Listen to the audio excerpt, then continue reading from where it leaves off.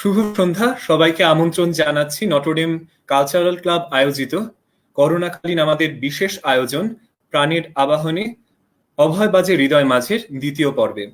Notre Dame cultural club সবসময় চেষ্টা করে এসেছে শুদ্ধ সঙ্গীতের সঙ্গে থাকার, শুদ্ধ সংস্কৃতির সঙ্গে থাকার এবং সবসময় প্রগতিশীলতার সঙ্গে থাকার। গত 4 মাস ধরে আমরা খেয়াল করে এসেছি বিশ্বকে থমকে দিয়েছে একটি বৈশ্বিক মহামারী। কোয়ারেন্টাইনের এই দীর্ঘ অবকাশে আমাদের জীবন অনেকটাই হয়ে উঠেছে একঘেয়ে। কর্মচাঞ্চল্যের অভাব জীবনকে অনেকটাই স্তব্ধ করে দিয়েছে, যেটা ছিল আমাদের কল্পনাতীত। এই একঘেয়েমিতে কিছুটা স্বস্তি দিতে এবং আনন্দ সকলের কাছে ছড়িয়ে দিতেই আমাদের এই ছোট্ট প্রয়াস। আমরা মনে করি এই আয়োজনের মাধ্যমে সকলের কাছে আমরা সেই আশার প্রদীপ জ্বালিয়ে দিতে পারবো। আজকে আমাদের সঙ্গে থাকবেন কিছু বিশিষ্ট অতিথি। তাদের সঙ্গে তারা যেহেতু এই কলেজের প্রাক্তন ছাত্র ছিলেন, তাদের কাছে সেই সময় কিছু অভিজ্ঞতা, কিছু গান, কবিতা আবৃত্তি এবং আমাদের জন্য কিছু প্রয়োজনীয় পরামর্শ শুনবো। আজকের অনুষ্ঠানের পুরোটা সময় জুড়ে আমি থাকবো তাওসিফ হোসেন, ব্যাচ 19, বর্তমানে ঢাকা বিশ্ববিদ্যালয়ের অর্থনীতি প্রথম বর্ষে অধ্যয়ন করছি। তাহলে চলুন দর্শকরা, আর দেরি নয়, শুরু করে দেই আজকে আমাদের দ্বিতীয় পর্ব। আজকে আমাদের সঙ্গে অতিথি হিসেবে আছেন নটরডেম কলেজের পদার্থবিজ্ঞান বিভাগের সহকারী অধ্যাপক এবং নটরডেম সায়েন্স ক্লাবের মাননীয় মডারেটর ভিনসেন্ট তিতাস রোজারিও। আমাদের সঙ্গে আরো আছেন নটরডেম কলেজে তথ্য ও যোগাযোগ প্রযুক্তি বিভাগের প্রভাষক এবং নটরডেম ইনফরমেশন টেকনোলজি ক্লাবের মডারেটর সৈকত লরেন্স রোজারিও, এবং সবশেষে আমাদের সঙ্গে আছেন সিটি ব্যাংক লিমিটেড বাংলাদেশের deputy managing director Mahbubur Rahman sir. সকলকে সাদর আমন্ত্রণ জানাচ্ছি।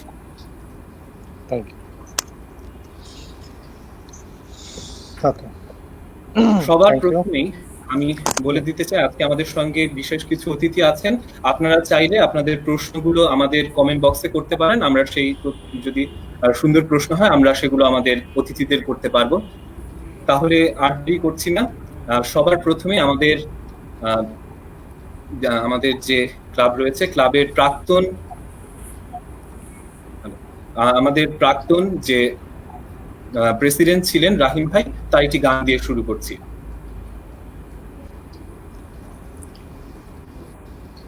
আসসালামু আলাইকুম, আমি সাজিদুল হাসান রাহিম, নটরডেম কালচারাল ক্লাব 2018 ব্যাচের প্রেসিডেন্ট ছিলাম, বর্তমানে আজীবন সদস্য ক্লাবের আমি। প্রথমেই আমার শ্রদ্ধেয় শিক্ষকগণ জনাব সৈকত স্যার, জনাব তিতাস স্যারকে আমার মন থেকে সালাম এবং শুভেচ্ছা জানিয়ে শুরু করছি। সেই সাথে আমাদের সিটি ব্যাংকের ডিএমডি স্যার জনাব মাহবুবুর রহমান স্যারকে আমার সালাম এবং শ্রদ্ধা জানিয়ে আমি আমার গানটা শুরু করছি। আমার গানটা আমার বাবার লেখা। বাবা একে মাহবুবুল্লাহ সিটি ব্যাংকেই লিগ্যাল ডিভিশনের হেড হিসেবে আছেন।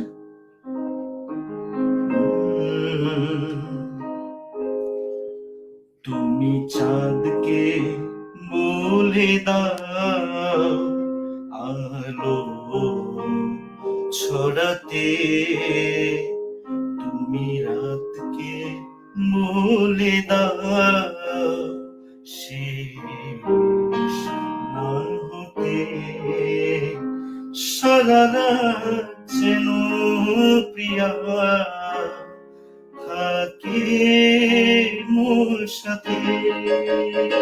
তুমি চাঁদকে বলে দাও আলো ছড়াতে।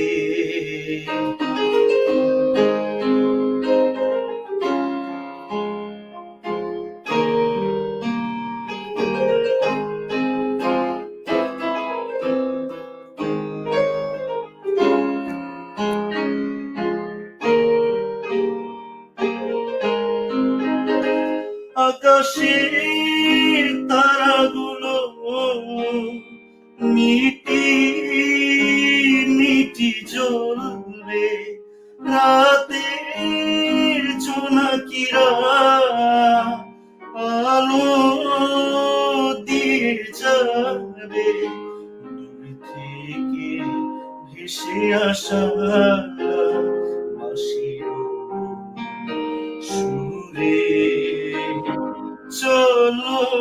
হারিয়ে যাই দূরে, বহু দূরে।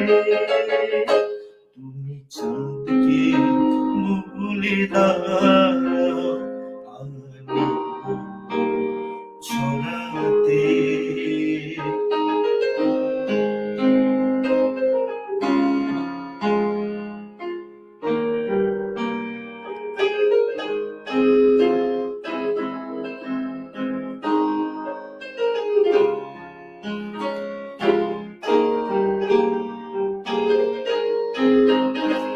আকাশের সীমাহীন সীমানার শেষ প্রান্তে কুয়াশার চাদর বিছানো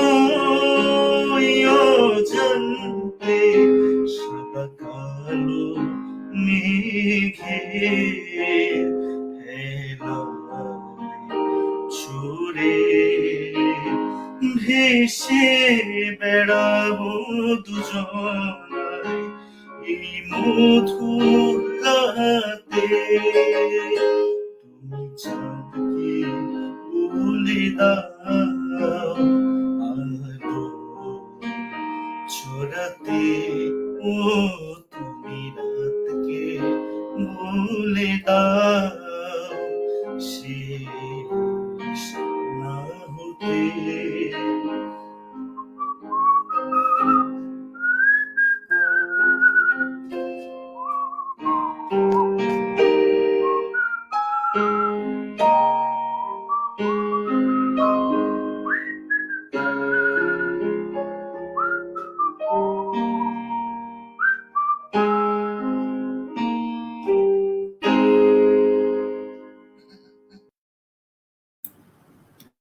ধন্যবাদ রাহিম ভাইকে তার অসম্ভব সুন্দর একটি পরিবেশনার জন্য।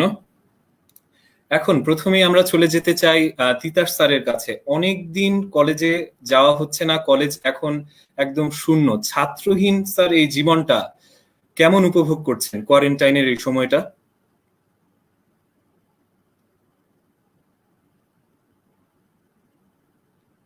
স্যার মাইকটা মাইক্রোফোনটা তো আমারটা করাই আছে। সাউন্ড আসছে?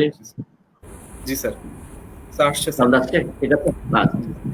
সবাইকে ধন্যবাদ জানাই আমি, বিশেষ করে ফয়সাল আজিজ স্যারকে, মঞ্জুর ম্যাডামকে আমাকে এখানে আনার জন্য। শুরু করার আগে একটি কথা দিয়ে শুরু করতে চাই। আজকে আমাদের আরেকটি বাতি ঘর, আমাদের শ্রদ্ধেয় কামাল লোহানী স্যার মারা গেলেন। তার প্রতি শ্রদ্ধা জানাই। আমাদের অনেক এই করোনা কালে আমরা হারিয়েছি আমাদের আনিসুজ্জামান স্যারকে, চৌধুরী, কামাল লোহানী, সেই সাথে আমরা হারিয়েছি আমাদের কলেজে নিখিলেশ স্যারকে। তো সবার প্রতি আমাদের বিনম্র শ্রদ্ধা। আর এই করোনা কালে আমরা তো বাসায় ঢুকে গেছি মনে হয় 17ই মার্চ, বঙ্গবন্ধু জন্মদিনের আগে, মানে সেদিনে আমাদের শেষ ক্লাস ছিল আমার 16 তারিখে। তো অনেক দিন পার হয়ে গেল। আসলে আমাদের মানে আমাদের শিক্ষকদের যারা আমরা আছি, আমাদের আসলে বয়স, নর্ডার্ন কলেজে যারা আছে তারা বয়স কখনো বাড়ে না, কারণ প্রতি বছর নতুন নতুন স্টুডেন্টরা আসে, আমাদের বয়স আবার সেই 16-17 থেকে শুরু হয়। হ্যাঁ, বায়োলজিক্যাল বয়স চেঞ্জ হচ্ছে, কিন্তু আমরা মানসিকভাবে আসলে তোমাদের মধ্যেই বেঁচে থাকি। তো এইটাই আসলে কষ্টকর যে তোমাদের সাথে দেখা হচ্ছে না, কলেজের প্রিয় রুমগুলি দেখা হচ্ছে না। 301, 117 আমরা যেভাবে বলে থাকি আর কি, 101 তিরিশ স্ল্যাব, মানে যে ওয়ার্ড গুলি আমরা সবসময় বলতে চাই, মাথায় মিলি সামনের জায়গাটা বা ক্যান্টিন, সবকিছুকে আমরা অনেক মিস করছি। মিস করাটা হচ্ছে আসলে বিল্ডিং তো আসলে একটা ছবির বিষয়। বিল্ডিং এর সাথে যখন মানুষরা থাকে তখন বিল্ডিং, জায়গা, প্রাণ পায়। তো সবকিছু মিলিয়ে আসলে এই প্রাণটাকে আমরা খুব মিস করছি। এই প্রাণের জায়গাটা হচ্ছে যে তোমাদের সাথে যখন কথা বলি, একটা বিশাল একটা স্বপ্ন, তোর চোখে মুখে একটা সুন্দর টাকলো একটা স্বপ্ন তোমাদের মাঝে কাজ করে। তো এইগুলি আমাদের খুব অনুপ্রাণিত করে। তো আসলে ক্লাসে পড়াচ্ছি, ক্লাসে পড়াশোনা হচ্ছে, ক্লাস থেকে আমরা তোমাদেরকে ছুটি দেবার চেষ্টা করছি, তোমরা নেবার চেষ্টা করছো। এই যে দুটা এন্ট্রি থেকে, মানে দুটো পক্ষ থেকে আমরা এই কাজটা করছি, আমাদের মধ্যে আসলে খুব লিঙ্কটা খুব শক্ত। এই কারণে যখন আমরা তোমাদের সাথে নেই এখন, আমাদের মনে হয় যে আসলে ভালোবাসার জায়গাটা, প্রাণের জায়গাটা, স্বপ্নের জায়গাটা আমরা যেন মানে একদম নিস্তেজ হয়ে যাচ্ছি। তো আসলে এখন বুঝি মানে বিচ্ছেদের বিষয়টা যেটা হয়, একটা বিচ্ছেদ আমরা জানি, আমাদের প্রেম ভালোবাসার বিচ্ছেদের কথা বলি, আমাদের পরিবার পরিজন থেকে বিচ্ছেদের কথা বলি, কিন্তু এই যে কাজের জায়গা থেকে যেটা বিচ্ছেদের একটা দুঃখ বোধ বা একটা কষ্ট হতে পারে, সেটা আসলে এখন বুঝলাম। ছুটি সবসময় ছুটি ভালো না, এত ছুটি ভালো না, এত বিচ্ছেদ, এত দূরত্ব কখনোই ভালো না। আশা করি সবাই ভালো আছে, সুস্থ আছে। যারা আমরা জানি অনেকের আমরা যদ্দূর শুনেছি আমাদের ছাত্ররা অনেকেই করোনাতে আক্রান্ত হয়েছে, অনেকে আমরা যদ্দূর জানি একজনের বাবা মারা গেছে। সবার প্রতি আমাদের সহানুভূতি। সবাই ভালো থাকুক, সুস্থ থাকুক এবং প্রার্থনা করুক আমরা যেন আবার আমাদের প্রাণের জায়গায় ফিরে আসতে পারি। ধন্যবাদ আছে। ধন্যবাদ স্যারকে। স্যার খুবই সুন্দর করে বললেন। যদিও আমরা অনেককে হারিয়েছি এই কিছুদিনের মধ্যে, কিন্তু স্যারের কথা শুনে সত্যি আমরা আশা পাচ্ছি। আমি পরেই চলে যাচ্ছি সৈকত স্যারের কাছে। সৈকত স্যারের কাছে আমার প্রশ্ন, স্যার আমাদের খুবই কাছের মানুষ, আমাদের সবসময় আদরে রাখেন, কাছাকাছি রাখেন, অনেকদিন ছাত্রদের কাছে পাচ্ছেন না, কিন্তু আমরা খুব ভালো একটা খবর পেয়েছি, আপনার ঘরে নতুন অতিথি এসেছে। স্যার অরুদ্ধকে নিয়ে রুদ্ধ দিনগুলো কেমন যাচ্ছে এটা জানতে চাচ্ছিলাম। আচ্ছা, সবাইকে শুভ সন্ধ্যা। প্রথমে ধন্যবাদ জানাই ফয়সাল স্যার, মঞ্জু ম্যাডাম এবং কালচারাল ক্লাবকে আমাকে এই প্ল্যাটফর্মে সুযোগ করে দেওয়ার জন্য। উপস্থিত এখানে আছেন শ্রদ্ধেয় তিতাস স্যার, শ্রদ্ধেয় মাহবুবুর রহমান স্যার, আপনাদেরকে শুভেচ্ছা জানাচ্ছি। সেই তো তিতাস স্যারই মোটামুটি অনেকখানি বলে দিয়েছেন যে আমাদের সেই 17ই মার্চ থেকে শুরু হলো ঘরে থাকা, কলেজে তো যাওয়া হচ্ছে না। এই 17ই মার্চ থেকে এপ্রিলের 17 আসলো, এপ্রিলের 21 তারিখে মোটামুটি কোয়ারেন্টাইন বা হোম লকডাউনে থাকার 1 মাসের পরে আমি সৃষ্টিকর্তার আশীর্বাদে পুত্র সন্তানের বাবা হয়েছি। তো ওর নাম রাখা নিয়ে বেশ অনেক দিনই প্ল্যানিং ছিল যে কি রাখবো নাম। হঠাৎ করে একদিন মানে মাথায় আসলো যে আমরা তো রুদ্ধ অবস্থায় আছি, কতদিন এই রুদ্ধ অবস্থায় থাকবো, কিন্তু নতুন যে অতিথিটা এলো সে রুদ্ধ থাকবে না, সে যেন রুদ্ধ না থাকে, এই উদ্দেশ্য করে তার নাম রেখেছি আমরা অরুদ্ধ। আমার সময় কেটে যাচ্ছে খুব, মানে সৃষ্টিকর্তাকে একদিক থেকে ধন্যবাদ দিই যে এই সময়টা আমি পরিবারকে দিতে পারছি, যে একদিক থেকে সাপে বর বলা যায় আর কি ব্যাপারটা, যে আমার জন্য আমি পরিবারকে সময় দিতে পারছি, আমার পরিবার আমাকে কাছে পাচ্ছে।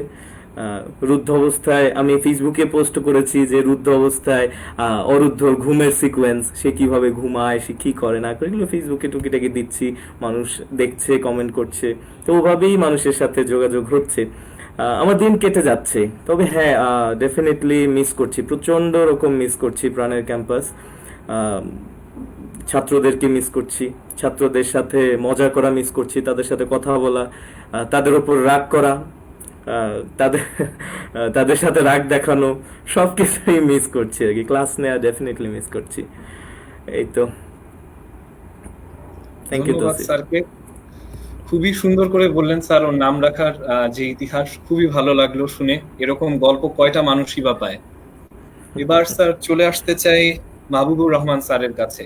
আমরা জানি বর্তমান সময়ে সবচেয়ে বেশি অবদান রাখছেন যারা চিকিৎসক, নিরাপত্তা বাহিনীর কর্মীরা, এবং তার সাথে সবচেয়ে বেশি অবদান রাখছেন ব্যাংকিং এ যারা আছেন সেই সব কর্মকর্তা এবং সংশ্লিষ্ট মানুষরা। আমি জিজ্ঞেস করতে চাই, আমি জানতে চাই যে এই যে অর্থনীতির যে চাকাটাকে আপনারা ঘূর্ণনশীল রাখছেন, এই কাজটা এই কোয়ারেন্টাইনের সময় কতটা চ্যালেঞ্জিং? এবং স্যার প্রথম দিকে কিছুটা হলেও হয়তো আপনি স্যার ছুটি পেয়েছিলেন, কোয়ারেন্টাইনের সেই ছুটিটা স্যার কিরকম ছিল? থ্যাংক ইউ আমাকে ইনভাইট করার জন্য। কালচারাল ক্লাবে যারা দায়িত্বে আছেন সবাইকে শুভেচ্ছা জানাচ্ছি। আর এই কোভিড এই সময়ে যারা প্রাণ হারিয়েছেন তাদের আত্মার শান্তি কামনা করছি, এবং যারা চিকিৎসার অবস্থায় আবার আছেন তাদের অতি সত্বর আরোগ্য কামনা করছি। আর দেন আপনার তোমার কোশ্চেনে আমি আসি। আনফর্চুনেটলি আসলে ব্যাংকিং সেক্টরে আমরা যারা আছি আসলে আমরা ছুটিটা আসলে কাটাতে পারি নাই। আমাদের যখন এটা যখন শুরু হলো তখন রোজা চলছিল। তা আমি কিছু সিচুয়েশন বলি। আমাদের অ্যাকচুয়ালি বেসিক্যালি আমরা বাসায় প্রথম দিকে আমরা আমরা মানে ওয়ার্কিং ফ্রম হোম বেশি ছিল আর কি, মানে আমরা সবাই বাসা থেকে কাজ করছিলাম, সব ব্যাংকে একই অবস্থা, মোরলেস একই রকম ছিল। তো তো আমার একদম টোটালি নতুন এনভায়রনমেন্ট আমাদের বাংলাদেশি ব্যাংকিং ইন্ডাস্ট্রির জন্য, কারণ আমরা অনেকদিন ধরে অটোমেশন, ওয়ার্কিং ফ্রম হোম বা এই ধরনের কনসেপ্ট নিয়ে কথা বলছিলাম, কিন্তু অ্যাকচুয়ালি বেসিক্যালি কিছু করছিলাম না, যেটা বাংলাদেশের হয়তো আমাদের কিছু কালচারাল ব্যাপার আছে যে আমরা অটোমেশনের কথা বলি কিন্তু ওই ম্যানুয়াল প্রসেসে রয়ে যায়। কিন্তু আমাদের হঠাৎ করেই অনেক এই মানে আর্জেন্ট বেসিসে আমাদের বাসা থেকে কাজ করা শুরু করতে হয়েছিল। এবং আমার মনে আছে যে আমরা কিন্তু অফিসের বেশিরভাগ এমপ্লয়ি একেবারে কিন্তু এই আপনার সেহেরি করে ঘুমাতো, মানে সারাদিন সন্ধ্যা রাত পর্যন্ত কাজ চলতো এবং সেহেরি করে তারপর সবাই ঘুমাতে যেত। এই অবস্থায় কাজের লোড গেছে, কারণ শুরুর দিকে গভর্নমেন্টের অনেকগুলো প্রোগ্রাম ছিল এই দেশের অর্থনৈতিক চাকাকে সচল রাখার জন্য। গভর্নমেন্টের অনেকগুলো স্পেশাল প্রোগ্রাম ছিল যেগুলো সব ব্যাংকের থ্রুতে আসলে চ্যানেলাইজ হয়েছে। এখনো গভর্নমেন্টের অ্যাকচুয়ালি টোটাল যে প্যাকেজটা, স্টিমুলাস প্যাকেজ যেটা বলা হচ্ছে, প্রায় এখন 1 লক্ষ কোটি টাকা পার হয়ে গেছে। 100% কিন্তু ব্যাংকিং চ্যানেলের থ্রুতে যাবে। তো বুঝতেই পারছো যে সবার কাজের লোডটা কিরকম। কোনো একটা কারণে বাংলাদেশের হয়তো বা লাইক অন্যান্য ডেভেলপ কান্ট্রি যেমন ইউএসএ বা ইউরোপিয়ান কান্ট্রিগুলো, তাদের দেশের সোশ্যাল প্রোটেকশন সিস্টেমটা অনেক বেশি এস্টাবলিশড এবং তারা গভর্নমেন্ট ডাইরেক্টলি একজন অ্যাকচুয়ালি সিটিজেনকে হেল্প করতে পারে, কিন্তু বাংলাদেশে তো অ্যাকচুয়ালি ওই সিস্টেমটা নাই আনফর্চুনেটলি, যার ফলে যা কিছুই হচ্ছে ব্যাংকিং চ্যানেলের থ্রুতে করা হচ্ছে। তো এটা ঠিকই আছে, গভর্নমেন্ট অ্যাকচুয়ালি বেসিক্যালি খুব সুন্দর ইনিশিয়েটিভ নিয়েছে, বাট এগুলো অনেক চ্যালেঞ্জিং, কারণ আমরা আগে এই ধরনের কোনো এক্সপিরিয়েন্স আমাদের ছিল না, আমরা চাইও না এরকম এক্সপিরিয়েন্স হতে, কিন্তু আনফর্চুনেটলি এটা ফেস করতে হচ্ছে। তো আমরা অ্যাকচুয়ালি বেসিক্যালি মানে এই কয়েক মাসে আমরা অনেক নতুন কিছু শিখেছি আসলে। ডেফিনেটলি মিস করছি, কারণ আমরা যেটা হলো হেলথ রিজনের কারণে আসলে ফুল অফিস তো অ্যাকচুয়ালি বেসিক্যালি আমরা ফুল সব এমপ্লয়িকে আমরা মানে অফিসে নিয়ে আসতে পারছি না, আনতে চাচ্ছিও না। আমরা বেশিরভাগ ব্যাংকই 1/3 অথবা 50% রিসোর্স অফিসে রেখে কাজ করছে, বাকি 2/3 or 50% বাসা থেকে কাজ করছে। তো এই সিস্টেম মানে জাস্ট আমাদের নিজের সেফটির কারণে এইভাবে কাজ করছে, কিন্তু অ্যাকচুয়ালি বেসিক্যালি খুব চ্যালেঞ্জিং হয়ে যাচ্ছে, কারণ আগেই বললাম যে আমরা আসলে কিন্তু প্রিপেয়ার ছিলাম না এইভাবে কাজ করার ব্যাপারে। তো তো কাজের পরিমাণ আসলে ডাবল হয়ে গেছে, কারণ এখন দেখা যাচ্ছে যে আমরা এই অফিসে অ্যাকচুয়ালি বেসিক্যালি যেহেতু 50% 1/3 রিসোর্স নিয়ে কাজ করছি, যদিও বাসায় একটা বড় অংশ কাজ করছে, কিন্তু অনেক কাজ আসলে সময় মতো কমপ্লিট করা যাচ্ছে না, যার ফলে দেখা যাচ্ছে যে আমাদের রাতে এসেও বিভিন্ন মিটিং করতে হচ্ছে, এইসব এখন জুম, আজকে নতুন শিখলাম স্টিম ইয়ারটা পরে আপনার যত ধরনের এই ভিডিও কনফারেন্স সিস্টেম, এইগুলো সম্বন্ধে তো অ্যাকচুয়ালি বেসিক্যালি আইডিয়া ছিল না, এগুলো এখন আমাদের নতুন টুল হয়ে গেছে, আমাদের লাইফের খুবই একটা মানে প্রয়োজনীয় অংশ হয়ে গেছে এগুলো। তো এইগুলো মানে দেখা গেছে এইগুলোর কারণেই হোক বা এইগুলো দিয়ে আমরা আমাদের প্রবলেমটা সলভ করছি, কিন্তু আমাদের যেটা হলো যে আমাদের পার্সোনাল লাইফ কিন্তু খুব ইন্টারাপ্টেড। বাসার লোকজনও বলছে যে তোমরা তো সারাদিন অফিসও করছো আবার রাতেও অফিস করছো, তো আসলে ঘটনা কি হচ্ছে। তো বাসার লোকজনকে বোঝানো খুব মুশকিল হয়ে যাচ্ছে আসলে। প্রতিটা প্রবলেম তো আসলে বাসায় সবাইকে মানে বোঝানো মুশকিল এবং শেয়ার করাও যায় না। তো এইটাই হলো আমাদের সিচুয়েশন, এইভাবে আমাদের লাইফটা যাচ্ছে। এবং আমাদের প্রচুর ব্যাংকার করোনা ভাইরাসে আক্রান্ত, বেশ কয়েকজন ব্যাংকার মারা গেছেন অলরেডি। আমাদের নিজেদের ব্যাংকে অলরেডি করোনাতে 3 জন মারা গেছেন, আরো 1 জন মারা গেছে, টোটাল 4 জন মারা গেছেন।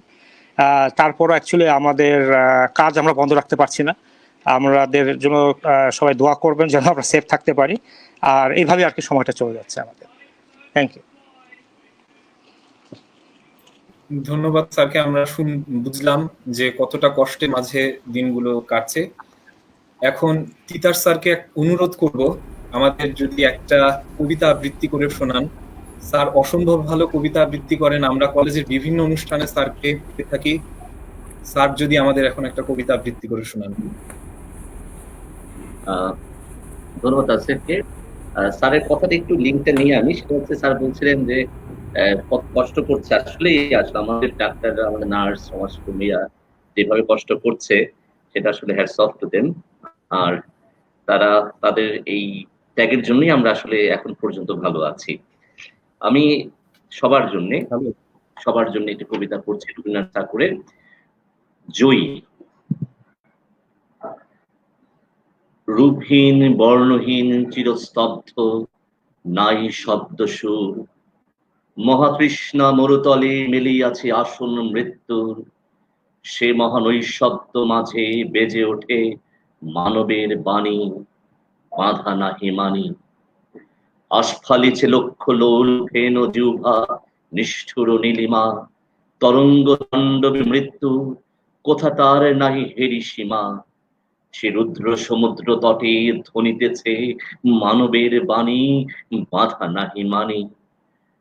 আদিতম যুগ হতে অন্তহীন অন্ধকার পথে আবর্তিছে বহ্নি চক্র, কোটি কোটি নক্ষত্রের রথে। দুর্গম রহস্য ভেদি সেথা ওঠে মানবের বাণী, বাধা নাহি মানি। অনুতম অনুকণা আকাশে আকাশে নিত্যকাল, বর্ষিয়া বিদ্যুৎ বিন্দু রচিছে রূপের ইন্দ্রজাল। নিরুদ্ধ প্রবেশ দ্বারে ওঠে সেথা মানবের বাণী, বাধা নাহি মানি। চিত্তের গহনে যেথা দুরন্ত কামনা, লোভ ক্রোধ আত্মঘাতী মত্ততাই করিছে মুক্তির দ্বার রোধ।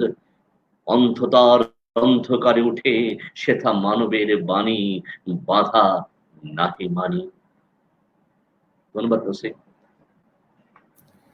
মন্ত্রমুগ্ধকর স্যার, অসাধারণ স্যার কবিতা আবৃত্তি। ধন্যবাদ ধন্যবাদ। চলে যাচ্ছি পরের প্রশ্নে স্যারের কাছেই। স্যার 90-এর দশকে আমাদের কলেজ থেকে পাশ করে বেরিয়ে গেছেন, পদার্থ বিজ্ঞান নিয়ে পড়ে আবার আমাদের মাঝে ফিরে এসেছেন।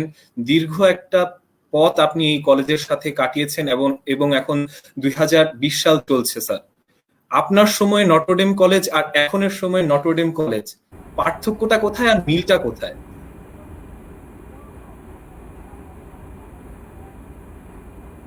স্যার মাইকটা।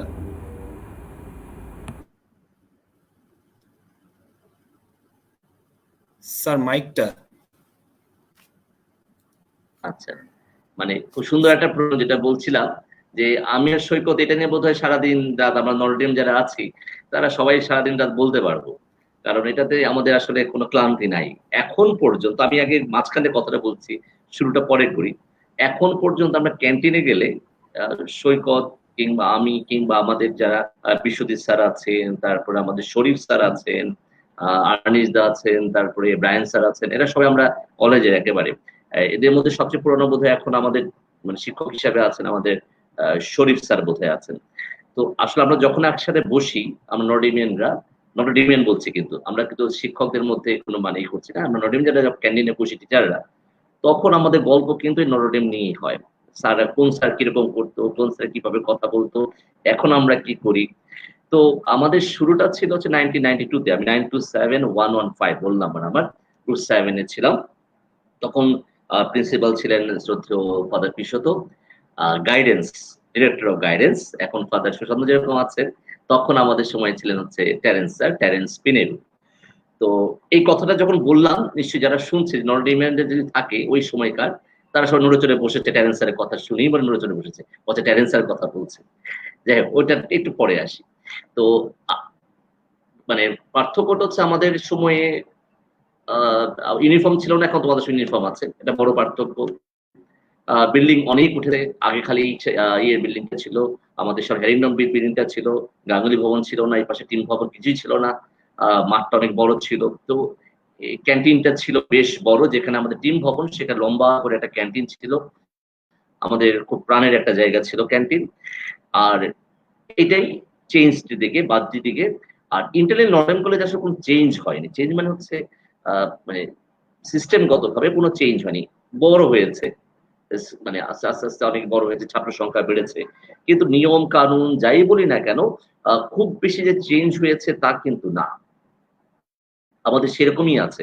তোমরা যেমন মেকআপের কথা বলো ফিজিক্সে, আমাদের সময় মেকআপ ছিল, আমরাও মেকআপ নিয়ে খুব ভয় পেয়ে থাকতাম। সল্ট লবণ মিলবে কি না মিলবে এটাও নিয়েও আমরা খুব ভয় পেয়ে থাকতাম। এই তেলাপোকা কাটার সময় অবশ্য তেলাপোকা ছিল, ব্যাঙ ছিল, ঠিক মতো কাটতে পারবো কিনা ওইটা ভয়। তখনও আমাদের পড়া ধরতো, কিন্তু এখনো তোমাদের পড়া ধরে, কিন্তু সেইভাবে খুব আমাদের সময় পড়া ধরতে একদম সেইভাবে, এই তুমি বলো রোল নাম্বার দেখে এত নাম্বার রোল নাম্বার পড়া বলো। তো ওইটাই ছিল। যেমন আমাদের মনে আছে আমাদের সময় মানে আমি যখন প্রথম ঢুকলাম নটরডেম কলেজে, তখন আমি কিন্তু মানে বাসার থেকে প্রথম বের হই মানে একা যাওয়াটা শুরু করি। এর আগে আমি বাসা থেকে একা কোথাও যেতাম না, নটরডেম কলেজে আমি প্রথম। আর আরেকটা জিনিস হচ্ছে আমাদের সময়ে কোনো গার্জেন কিন্তু আমাদের দিতে যেত না, মানে দিয়ে যাবে বা কলেজে আবার নিয়ে যাবে এরকম ছিল না, কিন্তু কোনো গার্জেন কিন্তু চোখে পড়তো না, স্টুডেন্টরাই বেশিরভাগই থাকতো, গার্জেন কোথায় ছিলই না বলতে গেলে। তো আমাদের প্রথমে যে নবীন বরণ হয়েছিল, তোমাদের নবীন এখন খুব আনুষ্ঠানিক ভাবে হয়, বিশাল বড় করে হয়, 7-8 হাজার লোক হয়, একদম ভরা থাকে প্যান্ডেল। কিন্তু আমাদের সময় হতো কি বাস্কেটবল গ্রাউন্ডে হতো। তো আমাদের বাস্কেটবল গ্রাউন্ডে আমাদের সুন্দর করে ছোট্ট করে একটা অনুষ্ঠান হতো, কিন্তু অনুষ্ঠানের মূল যে মন্ত্রটা সেটা কিন্তু এখন যেটা আছে সেটাই ছিল, মানে এখান থেকে চেঞ্জ হয়নি। বাহ্যিকভাবে বড় করেছে, কিন্তু আসলে মানসিকভাবে তাত্ত্বিকভাবে যেটাকে বলছি বা গুণগতভাবে খুব বেশি পরিবর্তনটা কিন্তু হয়নি। আর নেক্সট হচ্ছে যে আমাদের সময়ের শিক্ষক যারা ছিলেন তারা এখন অনেকেই রিটায়ার করেছেন। আমরা আমাদের সুশান্ত স্যারের কথা বলতে পারি, জল্লা স্যারের কথা বলতে পারি, মিজান স্যারের কথা বলতে পারি, তারপরে আমাদের জল্লা কে বলে আজমল স্যারের কথা বলতে পারি, তারপরে অমর কৃষ্ণ বণিক স্যারের কথা বলতে পারি, মকবুল স্যারের কথা বলতে পারি। আমি জানি না, মানে এখন আমি ছোট্ট একটা কথা বলি, সেটা হচ্ছে যে আমাদের স্যারদের কিন্তু নামও ছিল, একটা স্যার একটা নাম ছিল, মানে আমরা বলতাম এই স্যার আসছে, এই স্যার যাচ্ছে, আমরা কিন্তু সবাই জানি যে ওই স্যার আসতেছে। হ্যাঁ, যেমন আমাদের একটা স্যারের নাম ছিল, সবাই চিনি, আমি শ্রদ্ধা করে বলছি এটা আসলে তার মতো করে, যেমন আমাদের একটা স্যারের নাম ছিল, ম্যাথের স্যার নাম ছিল টাইগার স্যার, মকবুল স্যার। উনি ক্লাসে যখন ঢুকতেন, দাঁড়াতেন জাস্ট আমাদের দলে, পুরো ক্লাসটা চুপ হয়ে যেত। 5 মিনিটের যে ব্রেকটা আছে, তোমাদের সমাজ ব্রেকটা যে আছে, আমরা তো একটু নড়াচড়া করতে হইচই করি, ওই সময় দরজায় যখন দাঁড়াতেন পুরো ক্লাস চুপ। এবং এটা মানে কেমন ওই যে বললেন জেনারেশন বাই জেনারেশন, আমি শুনে এসেছি, হ্যাঁ টাইগার স্যার মঙ্গল স্যার আসছে, সবাই চুপ। হয়তো অনেক ওরকম লোক ছিলেন না, কিন্তু অটোমেটিক কেন যায় না সবাই সেই জিনিসটা ভেতরে চলে আসে মানে ক্লাসের মধ্যে।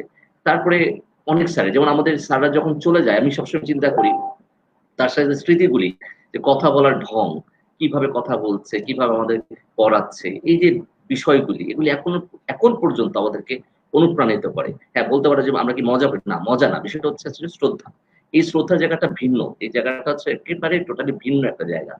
তাদের জন্য যে আমাদের যে শ্রদ্ধার যে জায়গাটা, সেটা আসলে আমরা বলি নিরন্তর, অর্থাৎ অসীমের দিকে একদম, এটা কখনোই শেষ হবে না।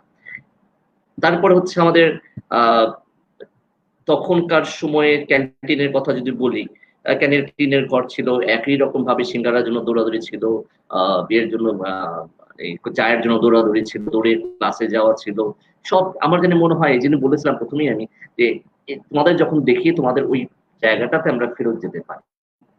আর এখন একটু আধুনিক হয়েছে তোমরা, তোমাদের মোবাইল আছে, ল্যাপটপ আছে, কম্পিউটার, আমাদের সময় তো ছিল না। আমাদের দুষ্টুমগিরি ছিল আসলে খুব কি বলে এটাকে, ক্রিয়েটিভ দুষ্টামি করতাম আমরা, সে কি করতাম সেটা বলা যাবে না, তো ক্রিয়েটিভ দুষ্টামি করতাম ক্লাসে। আর শিক্ষকরা খুব মানে আনন্দের সাথে নিত, মানে একেবারে যে না, সেটা কিন্তু নর্মাল কলেজের যে গন্ডিটা আছে, যে ডিসিপ্লিন আছে, সেটা করা। ট্যালেন্ট স্যার যখন থাকতো, ট্যালেন্ট স্যার আগে পুরো কলেজ চুপ, ট্যালেন্ট স্যার আসছে মানে গাইডেন্স আসছে। তো এই যে বিষয়টা ছিল, তারপরও কিন্তু আমরা দুষ্টামি করতাম, কিন্তু সেই দুষ্টামিটা ছিল যেটা বললাম আর কি, যে প্রাণ থেকে করা, কিন্তু কোনো মানে বেয়াদবি না। আমি বলছি বেয়াদব না, যে হ্যাঁ আমাদের সেই সময় বয়সের একটা চাওয়া ছিল, হ্যাঁ একটু বদ্ধ জায়গায় আছে, একটু আনন্দ করি, ওকে একটা কিছু করলাম ক্লাসের মধ্যে, সবাই হো করে হেসে দিল, শিক্ষকরা বিরক্ত হলো, বকা দিল, ওই করলো। যেমন একবার মনে আছে, আমাদের ক্লাসের আমরা সবাই ক্রিকেট খেলতে চলে গেলাম, ক্লাসে কেউ নাই, ম্যাথ স্যার নিমাই স্যার আসলো, এসে দেখলো ক্লাসে কেউ নাই, দৌড়ে এসে গাইডেন্স কে বললো, গাইডেন্স যে মাঠে গেল, খালি দাঁড়ালো, কিচ্ছু বললো না, মানে কেউ মাঠে নাই, সব দৌড় দিয়ে এদিক ওদিক দিয়ে চলে যাচ্ছে ক্লাসে। মজা হচ্ছে, একটা ছেলে ক্লাসে, তারপর স্যার আবার আসলো, মনে তোমার 301 নাম্বার রুমে, 317 নাম্বার রুমের ওই করিডোরটার ওখানে একটা ছেলে জাস্ট মাথা দিয়ে উকি দিয়েছে, ট্যালেন্ট স্যার পিছন দিয়ে ঠাস করে ঘাটটা ধরেছে, এবার তাকালো, মানে মানে এটা অদ্ভুত জিনিস, সবাই হাসবো না কানবো কিছু না, মানে ধরে আসতে করে ক্লাসে তাকে বসিয়ে দিয়ে চলে গেল। এই যে বিষয়গুলি সব ছোট ছোট বিষয় কিন্তু অনেক আমাদের আনন্দ দেয়। এবং আবারও বলছি, আমাদের যারা শিক্ষক ছিলেন তারা অনেকে রিটায়ার করেছেন। আমি এখানে কলেজে যোগদান করার পরে চাকরি হিসাবে যে আমি কথাটা বলি যে আমি আবার যে জায়গায় ছিলাম সেই জায়গায় আবার ফেরত আসলাম। এবং যখন ঢুকলাম কলেজে মানে শিক্ষক হিসাবে আমার স্যাররাই কিন্তু তখন ছিলেন। তো আমার তখন মনে হতো না যে আমি আমি একজন শিক্ষক বা আমি ক্লাস নিতে এসেছি। আমি তাদের ছাত্র হিসেবেই তখন ছিলাম। এখন আমার ছাত্ররা সৈকত আছে, ডন আছে, এরা ক্লাস করছে। আমার কাছে মনে হচ্ছে যে আবার যেন সেই জায়গায় ঘুরছে আসলে। এই চক্রাকারে আমরা ঘুরছি। আহ আবার তো সৈকতদের স্টুডেন্টরা এখানে আসবে। আমরা তখন চলে যাব। এই যে বিষয়টা এটা আসলে খুব আনন্দের একটা বিষয়। এখানে আহ মানে আমি মনে করি যে নরডেমিয়ানরা যারা একসাথে যখন বসে আমার আনন্দটা থাকে। তুমি এখন চলে গেছো, তুমি নিশ্চয়ই ফিল করো যে ওই জায়গাটা আসলে কত আনন্দের ছিল, কত বেদনারও থাকতে পারে, কিন্তু বেদনার চাইতে আমাদের মনে হয় আমাদের গৌরবের বিষয়টা আসলে অনেক বড়। আহ একটু কি বলি, আসলে অনেক কথা বলা হয়ে যাবে, আসলে কথা অনেক বলবে আরো। আমি এখানেই থামি। Thank you. ধন্যবাদ স্যারকে। সত্যি কথা, যখন কথা বলার কলেজ নিয়ে শুরু করি, এখন বিশ্ববিদ্যালয় পর্যায়ে এসেও শুরু করলে কখনো শেষ হয় না। আর এমন কোনো জায়গা নেই যেখানে আমাদের অ্যালামনাই নেই, যেখানে আমরা নেই। অতএব শুরু করলে কখনোই শেষ হয় না। চলে আসতে চাই মাহবুব স্যারের কাছে। কেন স্যার সেই 90-এর দশকে নটরডেম কলেজকেই বেছে নিলেন? আপনাদের সময়টা তো স্যার মানে আমরা সবসময় কল্পনা করার চেষ্টা করি সেই 90-এর দশকের নটরডেম কলেজ বিল্ডিং নেই, হ্যারিংটন বিল্ডিং আছে, আমরা যতটুকু জানি আর কি। টিনের একটা ক্যান্টিন। স্যার কেমন ছিল? দুষ্টুমিগুলোই কেমন ছিল? আর স্যার আনন্দ কোথায় ছিল? আর যদি স্যার দুঃখের কোনো জায়গা থাকে সেটা কোন জায়গাগুলো? তিতাস স্যার আসলে আমাকে একেবারে 90-এর দশকে নিয়ে চলে গেলেন। জাস্ট আমাদের কলেজ লাইফটা তো মাত্র 2 বছরের, অ্যাকচুয়ালি 2 বছরের থেকেও কম ইফেক্টিভলি। কিন্তু আমরা কদিন আগে আমাদের এই নটরডেমের আমাদের ব্যাচের অনেক একটা ইনফর্মাল গেট টুগেদার হচ্ছিল। তো ওইখানে আর কি আমরা সবাই মানে অনেক আড্ডার পরে একটা ওপিনিয়নে আসলাম যে আমাদের সবার লাইফে সবাই ডেফিনেটলি ধরেন স্কুল লাইফ আছে, দেন কলেজ লাইফ, দেন ইউনিভার্সিটি, আদার প্রফেশনাল লাইফ আছে, সব কিছুরই কন্ট্রিবিউশন আছে আমাদের এখন আমরা যে অবস্থানে আছি। কিন্তু নটরডেমের এই 2 বছর আসলে এইটা অতুলনীয়। কারণ নটরডেম ইটসেলফ, কারণ যেটা তিতাস স্যার বললেন যে নটরডেমের সবচেয়ে ভালো জিনিসটা কি, ওই সময় যদি বাংলাদেশের সোশ্যাল বা ওভারঅল কলেজ কালচারের সাথে দেখেন, নটরডেম অ্যাকচুয়ালি একমাত্র মনে হয় ওই সময় মানে one of the few college বাংলাদেশে যেখানে রেগুলার একটা ক্লাস হতো, এখনো হয়, এবং ডিসিপ্লিন একটা ব্যাপার আছে। দেন এই ডিসিপ্লিনের মধ্যে একটা দুষ্টামি, একটা ইনোভেশন, এই যে আমাদের এই ডিসিপ্লিন মধ্যে কিভাবে আমরা এনজয় করতে পারি সেইগুলো খুঁজে বের করে নিতাম আমরা। আর যেটা বললাম যে মানে আমাদের দুষ্টামিগুলো ছিল হার্মলেস, এখনো সেইটা আমার মনে হয় নটরডেমের সেই কালচারটাই আছে। এবং যেটা বললেন যে নটরডেমকে আমরা যেমন এখনো বাইরে থেকে কিন্তু ফিল করি যে নটরডেমের সেই মানে কালচার এবং সেই কোয়ালিটিটা রয়ে গেছে। এবং কেন তখন বেছে নিলাম, ডেফিনেটলি তখন আমাদের সময় ঢাকা কলেজ আর নটরডেম দুটা মানে প্যারালালি লিডিং ছিল, কলেজ ছিল। আসলে বেছে নেওয়ার ব্যাপারে আসলে বলবো একটা লাক। আসলে এখনকার জেনারেশন হয়তো আমাদের থেকে অনেক বেশি অ্যাওয়ারনেস, অনেক বেশি। আমাদের সময় আমি জানি না, আমার অত অ্যাওয়ারনেস ছিল না। তো আমি মনে করি এটা আমার লাক, এটা বেছে নেওয়াটা। এই জন্য সৃষ্টিকর্তাকে আমাকে ধন্যবাদ দিতে হয়, আমার কৃতজ্ঞতা প্রকাশ করতে হয় যে আমাকে এরকম একটা মানে ভাগ্যতা দিয়েছেন। আমি সেই মানে ভাগ্যবান মনে করি নিজেকে যে আমি মানে নটরডেম কলেজে একটা কলেজে আমি ভর্তি পরীক্ষা দেই, অ্যাডমিশন টেস্ট দেই এবং এখানে আমার হয়ে যায়। আর অন্যদিকে আমার মানে অন্যদিকে তাকাতে হয়নি। আর সেই সময়টা তিতাস স্যারের কথাগুলো তো কি বললাম যে আমি একটু মানে আজকে একজন স্যারের কথা খুব বেশি মনে পড়ছিল, তো আমি শুনলাম যে উনি রিটায়ারমেন্টে চলে গেছেন। আমি শুনে একটু অবাক হলাম, কারণ আমার মনেও পড়ছিল যে দুষ্টামি যেটা একটা লেভেল, যে তিতাস স্যার হয়তো শেয়ার করলেন না, কারণ উনি শিক্ষক, উনি শেয়ার করলেন না। উনি অবিবাহিত ছিলেন, আনম্যারিড ছিলেন, তা আমরা ক্লাসে উনার সামনে আমরা মোনাজাত করেছিলাম যেন উনার বিয়ে হয়ে যায়, খুব সত্য আর কি। তো তো এই ধরনের আমরা ফান করেছিলাম। তো স্যার খুবই মানে আমি চিন্তা করি যে স্যার কত মহৎ ছিলেন, যে আমরা মানে উনি রাগ করেন নাই, উনি উনি বলে তোমরা কি করতেছো, আমরা স্যার আপনার বিয়ে হচ্ছে না স্যার, আমরা একটু মোনাজাত করি ক্লাসের মাঝখানে। তো উনি রিটায়ারমেন্টে চলে গেছেন, আসলে আমার মানে কি বলবো, এটা আমার মানে বিশ্বাস করতে কষ্ট হচ্ছে। মানে আমার তো ওই মানে যেটা বললাম যে আমার ওই 90 সাল থেকে কলেজের কথা চিন্তা করলে আমি কিন্তু সেই 90 সালের মানে ওই মানে কি বলবো মন মানসিকতা থেকে কিন্তু আমি সরে আসি নাই, ঠিক আমার মাইন্ডটা কিন্তু ওই 90তেই রয়ে গেছে, ওইটা কিন্তু বয়স বাড়ে নাই। তো আমি ওই স্যারকে কিন্তু ওইভাবে চিন্তা করছি, এবং উনি যে রিটায়ারমেন্টে চলে গেছেন শুনে আমি কিন্তু খুব শকড হলাম আর কি। মানে আমি এখনো ওই মনের মধ্যে শুধু এই ঝড় চলতেছে যে উনি রিটায়ারমেন্টে চলে গেছেন। আজকে চিন্তা করতেছিলাম ওনার কথা, যে এরকম আমরা মজা করেছিলাম ওনার সাথে, এবং উনি খুব সিম্পল একজন মানুষ ছিলেন, খুবই মানে আমরা খুবই দুষ্টামি করতাম, কিন্তু সেটা বললাম যে উনি এগুলো আমাদেরকে খুব এখন বুঝি যে উনি আসলে কতটা মহৎ ছিলেন, সেটা ওই সময় আমরা বুঝতাম না। তো সবার প্রতি আমার ভালোবাসা শ্রদ্ধা থাকলো আর কি, এই বলে শেষ করছি। ধন্যবাদ স্যারকে। এবার চলে আসতে চাই সৈকত স্যারের কাছে। আমরা সৈকত স্যারকে খুবই কাছাকাছি পেয়েছি, আবারও বলছি, এবং স্যার যেহেতু আমাদের রিসেন্ট ব্যাচ ছিলেন, স্যারের মানে দুটো খুব মজার গল্প থাকার কথা। একটা হচ্ছে এই শিক্ষক হবার পরে স্যারের কিছু মজার গল্প আছে, এবং ছাত্র থাকার সময় স্যারের কিছু মজার গল্প আছে। স্যার নস্টালজিয়া কতটুকু কাজ করে, যেহেতু খুব কাছাকাছি সময় বেরিয়ে গেছেন আবার চলে এসেছেন, এটা একটা।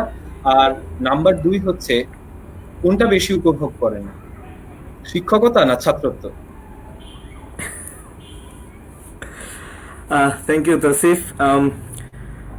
আমার সাথে যারা বর্তমানে কলেজে আছে তাদের মোটামুটি বয়সের ডিফারেন্স দেখা গেছে 11 বা 12 বছর, কারণ আমি 2009-এর ব্যাচ। তিতাস স্যার অন্যদিকে হচ্ছে 92 ব্যাচ, মাহবুবুর রহমান স্যার উনি হচ্ছে 90 ব্যাচ।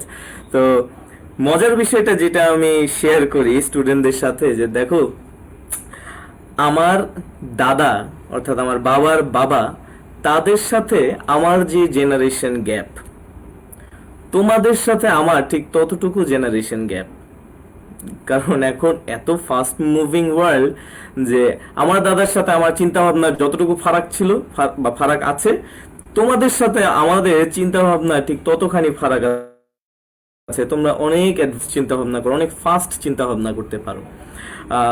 নস্টালজিয়ার কথা কি বলবো, যখন আমি আসলে টিচার হিসেবে যে একটা মানে এক্সপিরিয়েন্সের কথাই বলি আর কি, খুব মজার এক্সপিরিয়েন্স আমার। একদম নটরডেম কলেজে ক্লাসের ফার্স্ট কথা যেটা আমি বলেছিলাম সেটা বলি।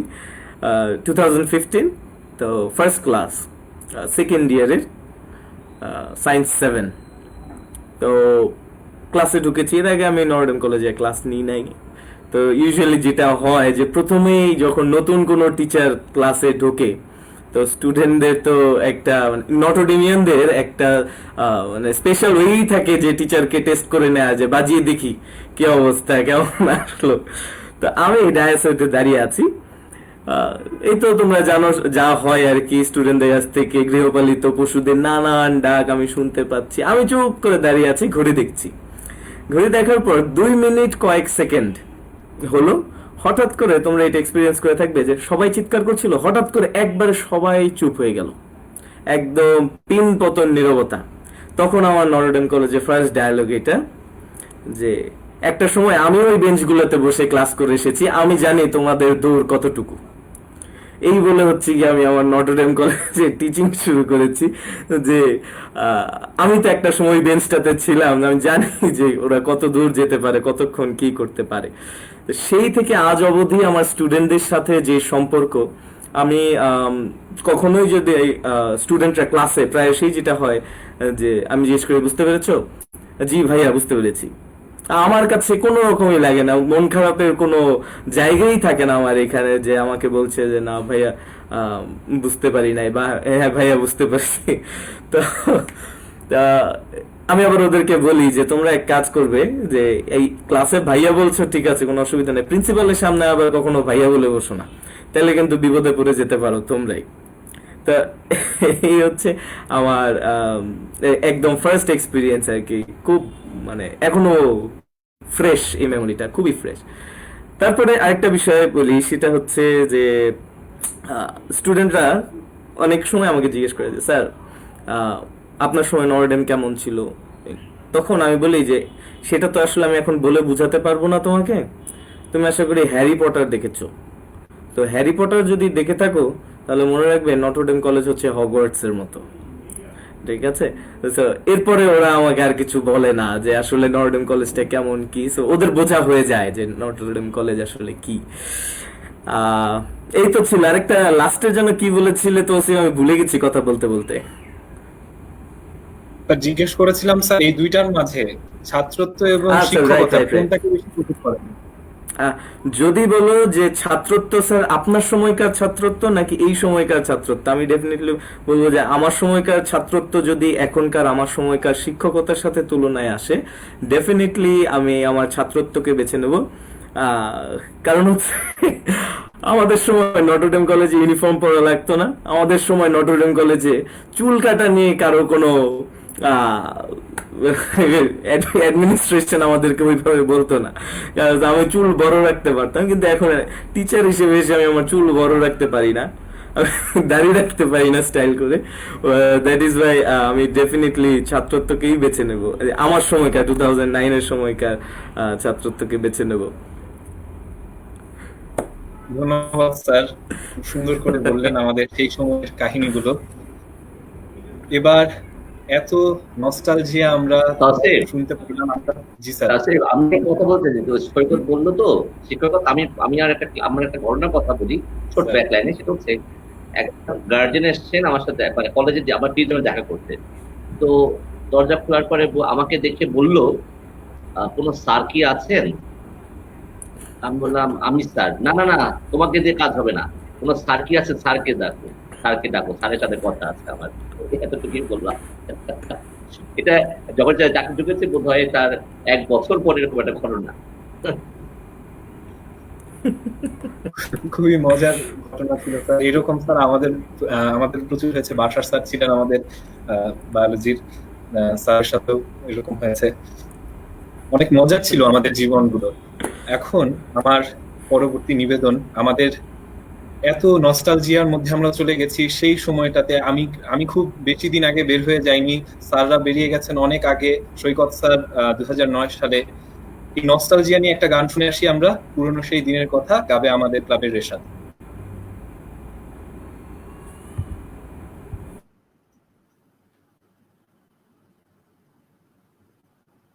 আজকের অনুষ্ঠানে উপস্থিত সকল অতিথিবৃন্দকে জানাই আমার সাদর অভিনন্দন এবং শুভ সন্ধ্যা।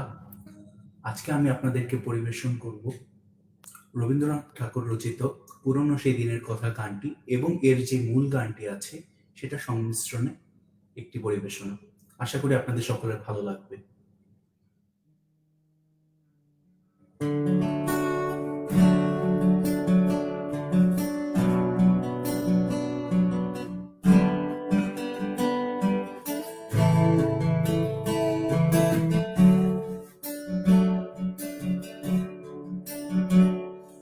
Should all acquaintance be forgot and never brought to mind?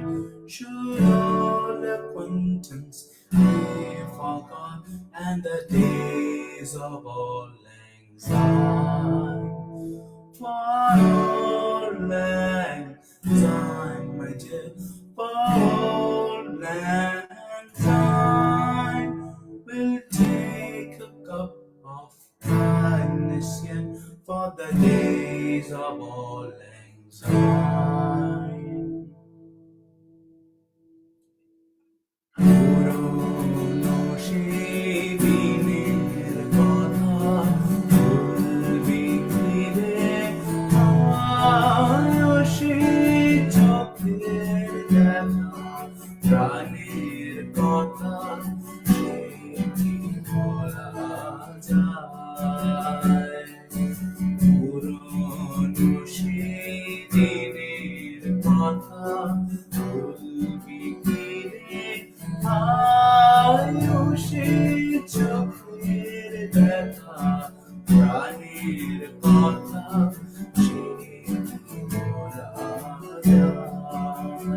আয় আরেকটিবার, আয় রে সখা প্রাণের মাঝে আয়, মোরা সুখে দুঃখের কথা কব, প্রাণ জুড়াবে না।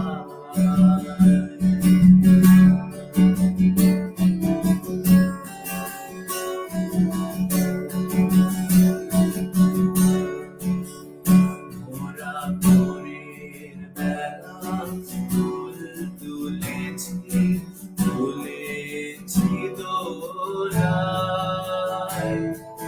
বাজিয়ে বাঁশি গান গেয়েছি ফুলের তলায়। মোরা ভোরের বেলা ফুল তুলেছি, তুলেছি দোলায়, বাজিয়ে বাঁশি গান গেয়েছি ফুলের তলায়। আয় মাঠে হলো ছাড়াছাড়ি, গেলেন কে কোথায়, আবার দেখা যদি কোনো সখা প্রাণের মাঝে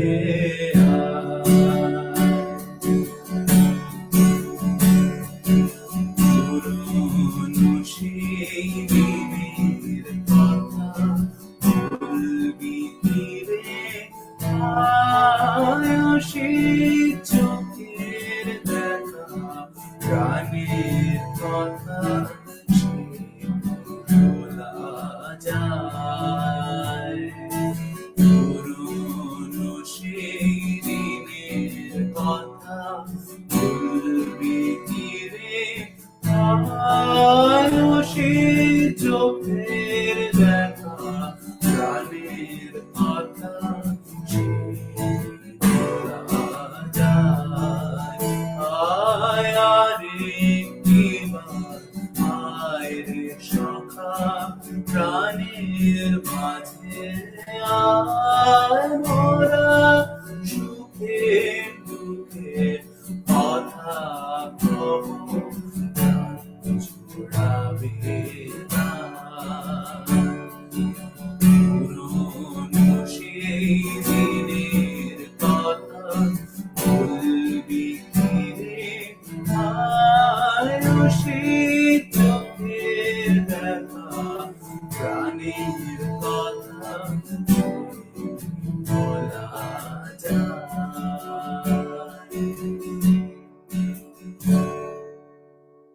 ধন্যবাদ।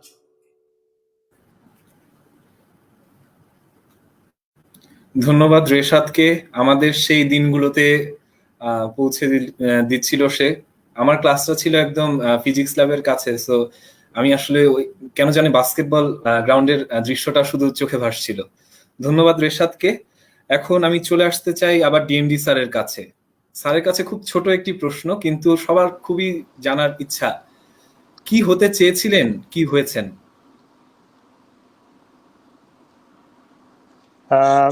মানে এখন এটা তো কয়েকটা স্টেজ আছে, ধরো স্কুল, দেন কলেজ, দেন ইউনিভার্সিটি, দেন প্রফেশনাল লাইফ।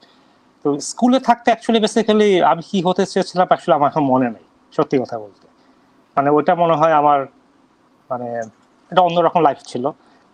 কলেজে যেহেতু আমি কমার্সে চলে আসছি, অ্যাকচুয়ালি বেসিক্যালি কমার্সে যখন চলে আসছি একটা ডিসিশন নিই, তো ওখান থেকে অ্যাকচুয়ালি বেসিক্যালি আমার কিন্তু আমার লাইফে একটা টার্গেট সেট হয়ে যায়। কারণ এখানে অ্যাকচুয়ালি আমার স্কিল জীবনের শেষের দিকে, মানে এসএসসি পরীক্ষা দেওয়ার ঠিক আগে অ্যাকচুয়ালি একজন প্রাইভেট টিউটর কাছে আমি অ্যাকাউন্টিং পড়তাম। সেই অ্যাকচুয়ালি বেসিক্যালি আমার লাইফটাকে মোল্ড করে দেয়। অ্যাকচুয়ালি বেসিক্যালি আমার লাইফের এই মানে এই এখন এই পর্যায়ে আসার পিছনে তার অবদানটা অনেক বেশি। সে অ্যাকচুয়ালি বেসিক্যালি আমাকে এই কমার্স লাইনে পড়ার ব্যাপারে মোটিভেটেড করেন, আমাকে অ্যাকচুয়ালি বেসিক্যালি ফান্ডামেন্টাল সাইডগুলো এত স্ট্রং করে দেয় স্কুলে থাকতে, যে আমি ওই একটা পেপারে আসলে আমি ন্যাচারালি ভালো করতাম আর কি, মানে স্কুলের ওই সময় থেকে। তো কলেজে এসেও বেসিক্যালি আমি ওই কমার্সে ভর্তি হই এবং অন সাবজেক্টে খুব একটা ভালো না করলেও সামহাও অ্যাকাউন্টিং অ্যান্ড এই অ্যাকাউন্টিং রিলেটেড যত কিছু আছে এগুলোতে আমার যেন খুব সোজা মনে হতো আর কি, এবং আমি খুব কমফোর্টেবল ফিল করতাম।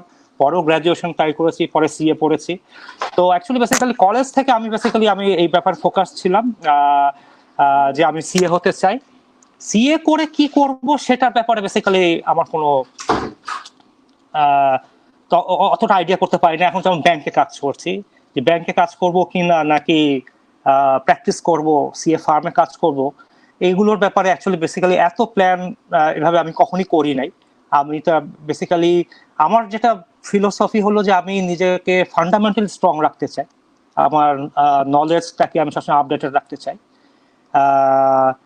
এবং যেখানে কাজ করি ডেডিকেশনের সাথে কাজ করে যেতে চাই। এটাই হলো আমার ফান্ডামেন্টাল। আর তো এইটা রেখে আমি আসলে বেসিক্যালি দেন বলতে পারো স্রোতের সাথেই চলতে থাকি। সুতরাং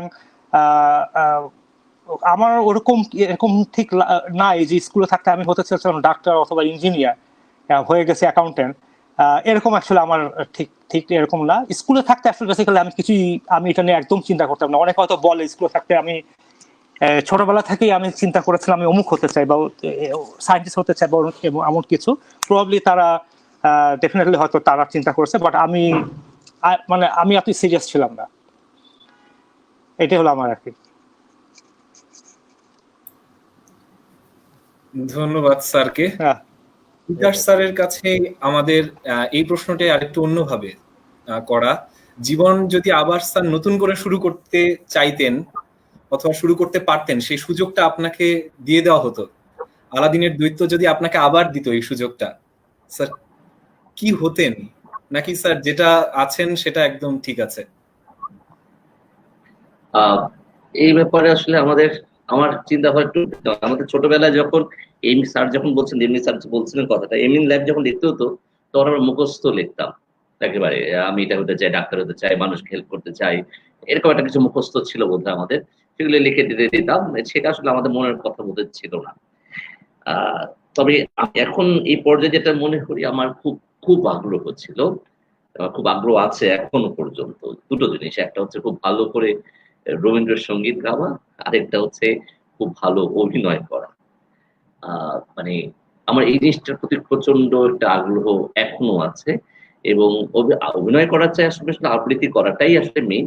কিন্তু মানে আমার আবৃত্তির মধ্যে আমি যেটা চেষ্টা করি সবসময়, যে অভিনয়ের যে ভাঙ্গাচোরা গুলি আছে সেগুলিকে একটু ব্যবহার করার জন্য। এবং আমার এটা আগ্রহ যে আমি যে ভালো একটা রবীন্দ্রসঙ্গীত গাইতে পারতাম, আমার খুব ভালো লাগতো। সেটি আমি এখনো নিজের থেকে ফিল করি। আসলে আমি হয়তো পারি না, গাই যেহেতু পছন্দ করি, কিন্তু হয় না কখনোই। গান গাইতে গেলে কবিতার মতন হয়ে যায়। আবার যদি জীবন ফিরে পেতাম, আমি তো রবীন্দ্রসঙ্গীত শিল্পী হিসেবেই আমি আসলে ফিরে আসতে চাই। আর যদি একই লাইফ আসে, তাহলে সেই ক্ষেত্রে অবশ্যই নটরডেম কলেজ, সেই নটরডেমের সেই জায়গা, সেই রুম, সেই আর শিক্ষকতা জিনিসটা আসলে খুব আগ্রহের একটা জায়গা। এখানে কোনো মানে আমি যাই না, মানে মোহর জায়গার থেকে আসলে আমরা অনেকখানি মুক্ত। যে মানে মোহ থাকবে না, জীবনে থাকবে, কিন্তু মোহটা যে ওই মোহটা হচ্ছে অন্যরকম। একটা ছেলে এসে দৌড় দিয়ে এসে আমাকে বললো, সালাম স্যার, ভালো আছেন স্যার? যেখানে যাই মানে হঠাৎ করে ছেলে আসলে, স্যার ভালো আছেন স্যার, আমি এখানে পড়ছি স্যার। এই যে একটা মানে ভালো লাগা, সেটা আসলে সবাই সবসময় চাইবে বারবার। আমি এখন যাই হতে চাই না কেন, ভবিষ্যতে ঘুরে ফিরে যাই হতে চাই না কেন, শিক্ষকতাটা মনে হয় আমি সাথে থাকবেই আমার সাথে। এটা মনে হয় আমার মানে রক্তের ভেতরেই আছে, আমার পরিবার থেকেই আছে, আমার রক্তের ভেতরেই আছে। সেটা বোধহয় আমি সারা জীবন ধরেই আবার ফিরে আসলে আবার ওটা ধরেও থাকতে চাইবো।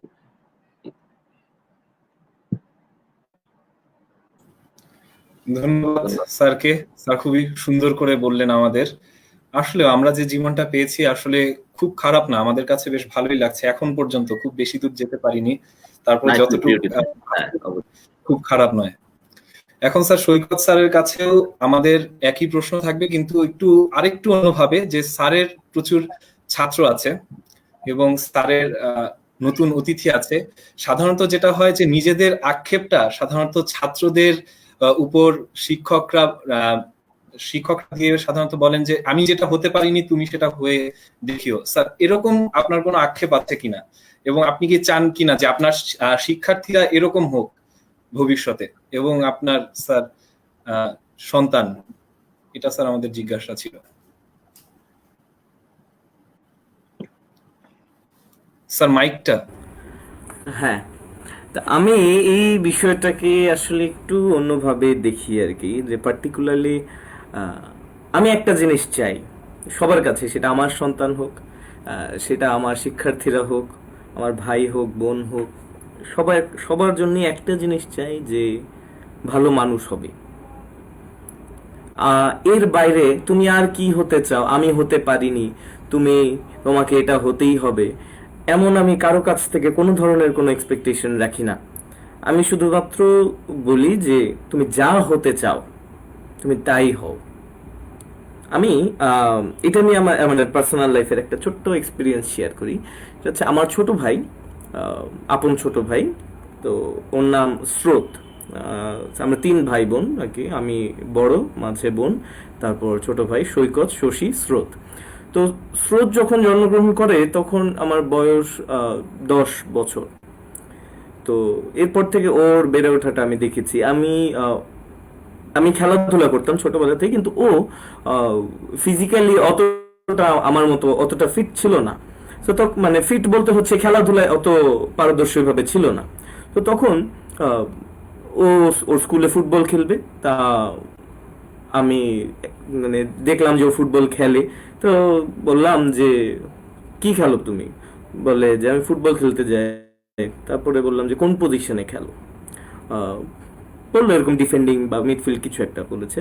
পরবর্তীতে ওকে গোলকিপিং এ রাখা হলো, ওরও ইন্টারেস্ট হচ্ছে গোলকিপিং এ। তা আমি ওকে বলেছিলাম যে মানে আমাদের সময় কি হতো যে গোলকিপার খেলতেছে, কোন ছেলেটা গোলকিপিং করছে, যে কিনা ফুটবল সবচেয়ে খারাপ খেলে সেই হচ্ছে গিয়ে গোলকিপার হচ্ছে। আমি ওকে বলেছিলাম যে তুমি গোলকিপার আছো, এই গোলকিপিংটাতেই তুমি সেরা হয়ে দেখাও।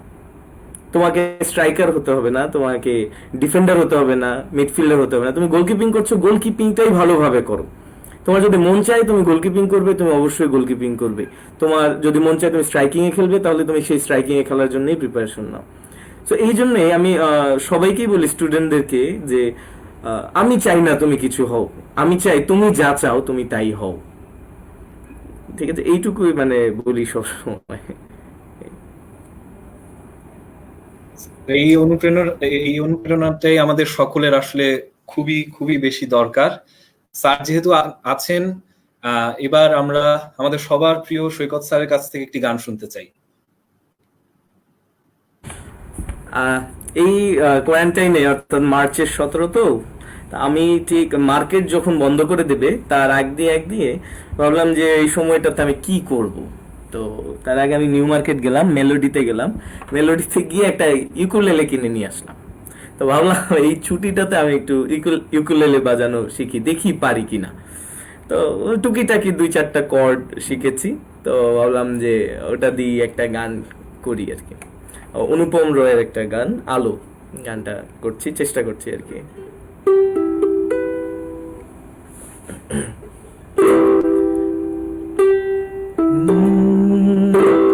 আমাকে কেউ বলেছিল এ মহাসাগরের ঢেউ আমাকে নিয়ে ভেসে যাবে একদিন, যেখানে সৈকত কিছু মসৃণ আলোতে আলোতে ঢাকা, আলোতে আলোতে ঢাকা। মুখ বুঝে কিভাবে বেঁচে আছি ধারণাই নেই, কখনো ভোর রাতে ঘুম ভেঙে যায়, কণ্ঠ ভরে বুঝি গাইছে সবাই আলোতে আলোতে ঢাকা, আলোতে আলোতে ঢাকা। আমার বুকে সূর্যের বাসা, আমার চোখে বাঁচার তাগিদ, আমার মনে হিমালয় আশা, সময়ে কিনেছি চাইনি রশিদ, আমার ঈশ্বর চিনে নেবে আমার, আমি দাঁড়িয়ে তারি দরজায়। রোজ এক স্বপ্ন দেখা, আলোতে আলোতে ঢাকা।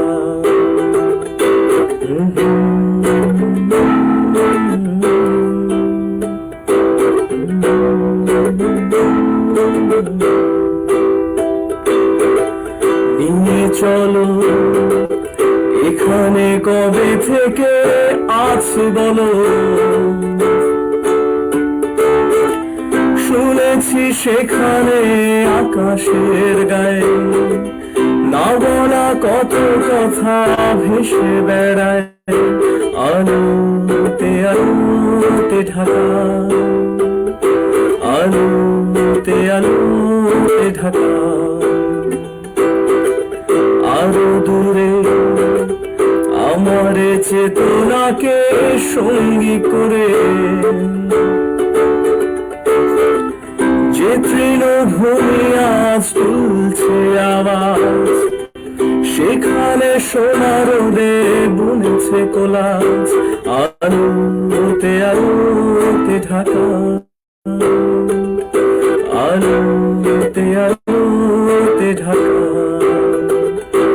আমার বুকে সূর্যের বাসা, আমার চোখে বাঁচার তাগিদ, আমার মনে হিমালয় আশা। সময় কিনে চাইনি রশিদ, আমার ঈশ্বর চিনে নেবে আমার, আমি দাঁড়িয়ে তার দরজায়। রোজ এক স্বপ্ন দেখা, আলোতে আলোতে ঢাকা,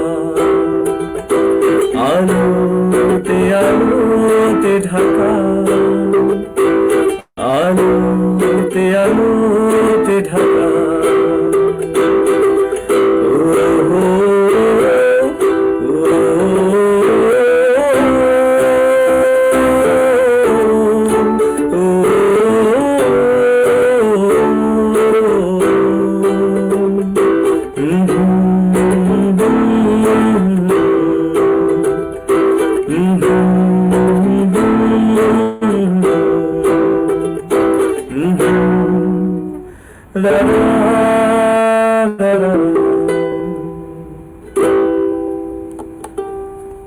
থ্যাংক ইউ। পুরো হৃদয় ছুঁয়ে গেল স্যার। খুবই, আমাদের খুব কম সৌভাগ্য হয়েছে, আমরা একবার দুইবার শুনতে পেরেছি আপনার গান, যে কোনো কারণেই হোক, কিন্তু আজকে সত্যি কথা স্যার হৃদয় ছুঁয়ে গেল। আমাদের সাথে প্রচুর শিক্ষক শিক্ষয়িত্রী আছেন যারা কমেন্ট করছেন এবং আমাদের সাথে যুক্ত হয়েছেন, তাদের সবাইকে আমাদের জন্য দোয়া করতে বলছি এবং আমাদের সাথে থাকার জন্য ধন্যবাদ জানাচ্ছি। আমি আবার আলোচনায় চলে আসতে চাই তিতাস স্যারের কাছে। আমরা জানি যে স্যার পদার্থবিজ্ঞানের শিক্ষক এবং স্যার এখানে পদার্থবিজ্ঞান নিয়ে পড়েছেন। আবৃত্তি স্যার অনেকদিন ধরে করেন এবং আমরা প্রায় প্রত্যেকটা অনুষ্ঠানে স্যারকে পেয়ে থাকি। স্যারের এই আবৃত্তিতে আসা কিভাবে, এবং স্যার এটার পিছনে গল্প যদি বলেন।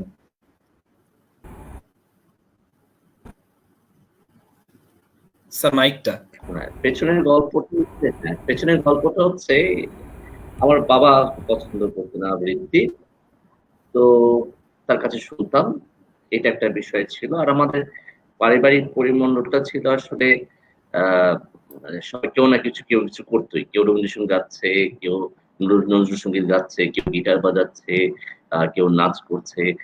মানে এরকম পারিবারিক, আমরা অনেক ভাই বোন, 8 ভাই বোন, তো সবাই কেউ না কেউ কিছু করতো। তার মধ্যে আমি হচ্ছে যেহেতু গান পারি না, নাচ পারি না, সেহেতু আমি আবৃত্তিতে চলে গেলাম। ও পছন্দটা, ভালোবাসাটা হয়ে গিয়েছিল সেই ক্লাস 7 থেকে। তখন আমাদের স্কুলে একটি আবৃত্তির ওয়ার্কশপ হয়, সেখানে আমি যোগদান করি। তারপর থেকে ভালোবাসাটা শুরু হয়। আর আমাদের ম্যাট্রিক পরীক্ষার, এসএসসি পরীক্ষার পরে, ম্যাট্রিক যেটা যে বলছি, 3 মাস ছুটি থাকতো। জিমনি স্যারের সময় 3 মাস ছুটি থাকতো। ওই 3 মাস ছুটিতে আমরা অনেক কিছু শিখতাম। তখন ছিল তখন যে ওই সময়ে অনেক কিছু শেখে ওই 3 মাস ছুটিতে এসএসসি পরীক্ষাতে। তো তখন আমি গিটারও শিখতাম। আমি রিন্টুর কাছে, অধিকারী আমাদের আমার ফ্রেন্ডের কাকা হয়, তার কাছে গিটার শিখতাম। এবং একদিন আমি গিটার শেখার সময় আমার টিএসসি তে গেলাম। টিএসসি তে গিয়ে তখনও মানে ওই যে বললাম যে আগ্রহটা আসলে যাবে জানতাম না। দেখলাম আবৃত্তির ওয়ার্কশপ হচ্ছে, তো কথার নাম শুনলাম, কথা আবৃত্তি চর্চা কেন্দ্র। তার পরিচালক তখন ছিলেন, এখনো আছেন, শ্রদ্ধেয় আমাদের গুরু ডক্টর ভাস্বর বন্দ্যোপাধ্যায়। উনি ক্লাস নেবেন, আরো লোকটা ছিল। তবে আগ্রহ নিয়ে সেখানে ভর্তি হলাম। তারপরে আবৃত্তি করা শুরু করলাম, সংগঠন করা শুরু করলাম। সেখান থেকে ভালোবাসাটা শুরু অবশ্যই। আর তারপরে তো আসলে মানে আমি এখন যে দলে আছি কথা আবৃত্তি চর্চা কেন্দ্রে, সেখানে আমাদের যারা মানে আমি হচ্ছে সবচেয়ে নিচের দিকের আবৃত্তিকার, আবৃত্তি করার চেষ্টা করি। যারা আছেন তারা অনেক ভালো ভালো আবৃত্তিকার আছেন সেখানে, যারা খুব ভালো আবৃত্তি করেন।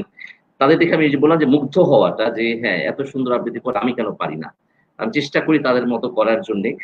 আর আবৃত্তি করার পাশাপাশি আমি তখন সেই 94 কথা বলছি, আমি তখন ইউনিভার্সিটিতে পড়ি, তখন থিয়েটার স্কুলে ভর্তি হলাম। তখন থিয়েটার স্কুলে ভর্তি হওয়াটা খুব কষ্টকর ব্যাপার ছিল, কারণ তখন অনেক একটাই সংগঠন ছিল যেখানে থিয়েটার নিয়ে ক্লাস হতো। সেখানে ভর্তি হলাম। সেখানে আমি 1 বছরের কোর্স করলাম। সেখান থেকে পাশ করে বের হলাম। তখন ওই যে আবার অভিনয়ের দিকে একটা ঝোঁক পড়লো। তো এই করাটা ছিল আরকি। মানে এর সাথে, সাথে যে আবৃত্তি করতে কি সুন্দর করে কথা বলে মানুষ, এটা একটা বড় বিষয় ছিল, যে একটা সুন্দর করে প্রেজেন্টেশন, কথা বলা। এখান থেকে আমার আসলে আবৃত্তির এই বিষয়গুলিকে আমি জড়ো করেছি। তবে আ বিষয়টা হচ্ছে যে এই মানে ভালোবাসাটা থাকতে হবে। ভালোবাসাটা না থাকলে আসলে অবশ্যই কাজ করা যাবে না, এবং ভালোবাসাটা আছে। তবে আমি যেটা সবচেয়ে বেশি পছন্দ করি আবৃত্তির এখানে এসে, আমি ডিরেকশন দিতে খুব পছন্দ করি। এবং আমি মানে আমাদের দলে আমি যে ডিরেকশন গুলো দিয়েছি, সেগুলি টোটালটা হচ্ছে আবৃত্তির ফর্মে কিন্তু না, ভেঙেছি। আমাদের গুরু যে ভাস্বর বন্দ্যোপাধ্যায় আছেন, উনি সেই 86 থেকে আবৃত্তি নিয়ে কাজ করছেন। তিনি কাজ করছেন অনেক আগে থেকে, মানে আমাদের দলে যে কাজটা শুরু হয়েছিল তখন থেকে, যে কোরিওগ্রাফি সহকারে আবৃত্তি করা, আবৃত্তিতে নাটকীয়তা আনা, নাটকের ফ্রেমে করা, সেই জিনিসগুলি আমাকে খুব ভালো টেনেছে। এবং তখন থেকে সাহস করে আমি আমাদের গ্রুপে যেমন হাজার চুরাশি মা, তারপরে গৌতম বুদ্ধকে নিয়ে তথাগত, তারপরে অবিশ্বাস সময়ের গান, আমাদের বন্ধুদের নিয়ে একটা কবিতা অনুষ্ঠান, তারপরে এই ব্রুনো, জিওদার্নো ব্রুনো, আমরা মানে আমি নিজে ডিরেকশন দিয়ে করেছি। সেখানে বিষয়টা হচ্ছে যে আমি চাই হচ্ছে যে অনেক মানুষ একসাথে কাজ করবে, অনেক পারফর্মার একসাথে কাজ করবে, একটা বিষয় উঠে আসবে যেখানে মানুষের কথা বলা হবে, জীবনের কথা বলা হবে, মানুষ ভালোবাসবে এই করে, এবং অনুপ্রেরণা জাগাবে।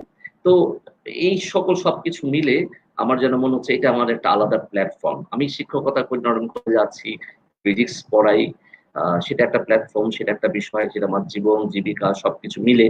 আর আবৃত্তি জায়গাটা হচ্ছে আমাদের ভালোবাসার জায়গা, একেবারে নিখাত একটা ভালোবাসার জায়গা। ভালোবাসি বেশি, আবৃত্তি করি, এখনো করছি, এবং যতদিন ঈশ্বর কণ্ঠে শক্তি দিবেন আবৃত্তি করে যাব। ধন্যবাদ। ধন্যবাদ স্যার। আপনি শুধু স্যার নিজের মাঝে রাখেননি, আমাদের কলেজের অনেক ছাত্র আপনাকে শুধু দেখে স্যার অনুপ্রাণিত হয়ে আবৃত্তিতে এসেছে এবং সুন্দর করে কথা বলার একটা চেষ্টায় সবাই লিপ্ত হয়েছে, এবং অসাধারণ ছিল। এবং গতবার আমরা আমাদের কালচারাল ফেস্টে স্যার আপনার পরিবেশনা পেয়েছিলাম, আপনার দলের অসাধারণ লেগেছিল আমাদের। এবার আমাদের ক্লাবের তারিফ, যেহেতু আমরা আসলে খেয়াল করিনি এতগুলো মাস চলে গেছে, আশা কিন্তু চলে এসেছে, বৃষ্টির সময়টা কিন্তু চলে এসেছে, আমরা আসলে একদমই খেয়াল করার সময় পাইনি। তারিফ এবার একটি বৃষ্টির গান শোনাবে আমাদের।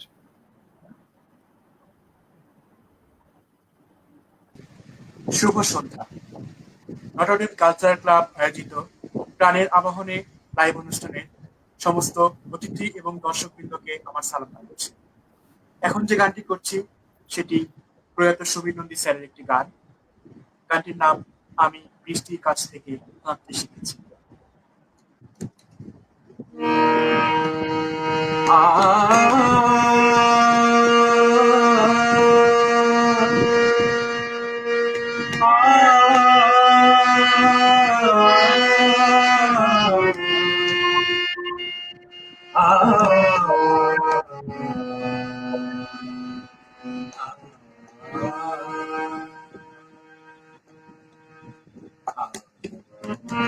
বৃষ্টির কাছ থেকে আঁকতে শিখেছি ইয়ার কান্না ভয় দেখি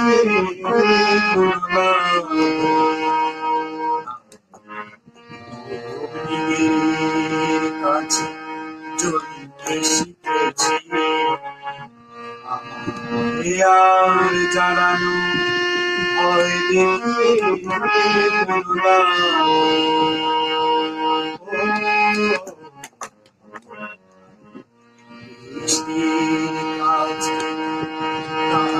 শিখেছি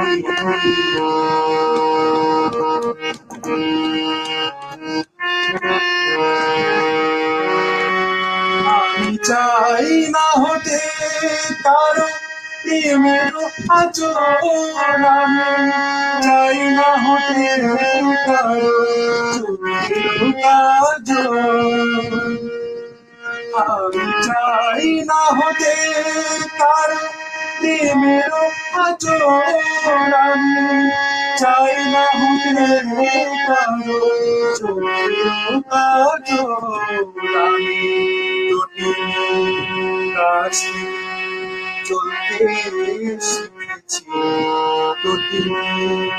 কাছ চলতে শিখেছি আমায় আর কিছু লাগা হয়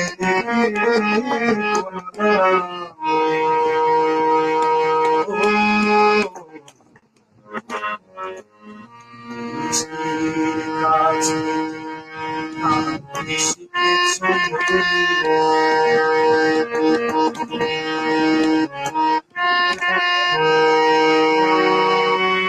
আমি চাই না হতে তারা মনের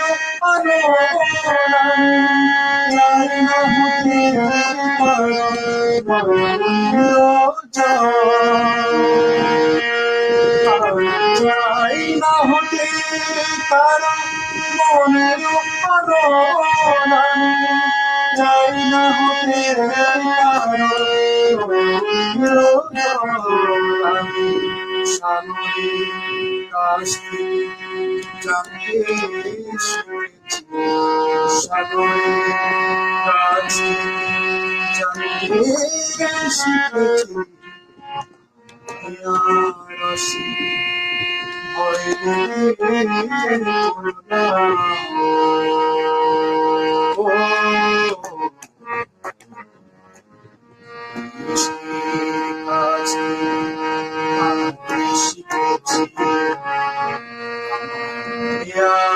কান্না ভয়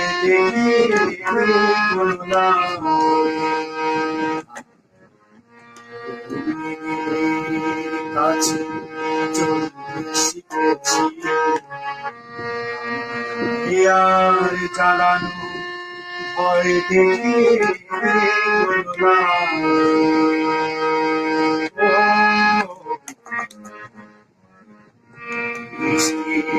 কাছে শিখেছি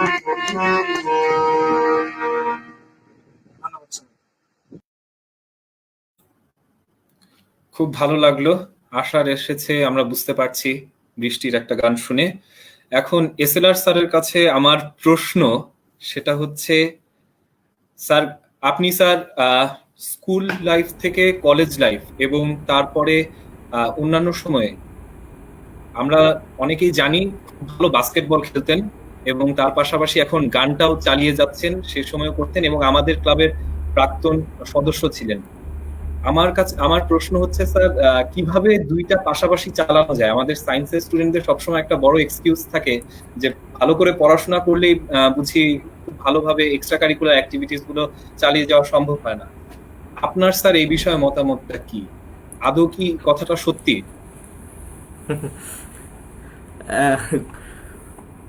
আমার সাথে আসলে মানে নটরডেমিয়ানদের ওরকম তুলনা দেওয়া যাবে না, কারণ হচ্ছে আমাদের নটরডেমিয়ানরা মেগা ট্যালেন্টেড স্টুডেন্ট হয়।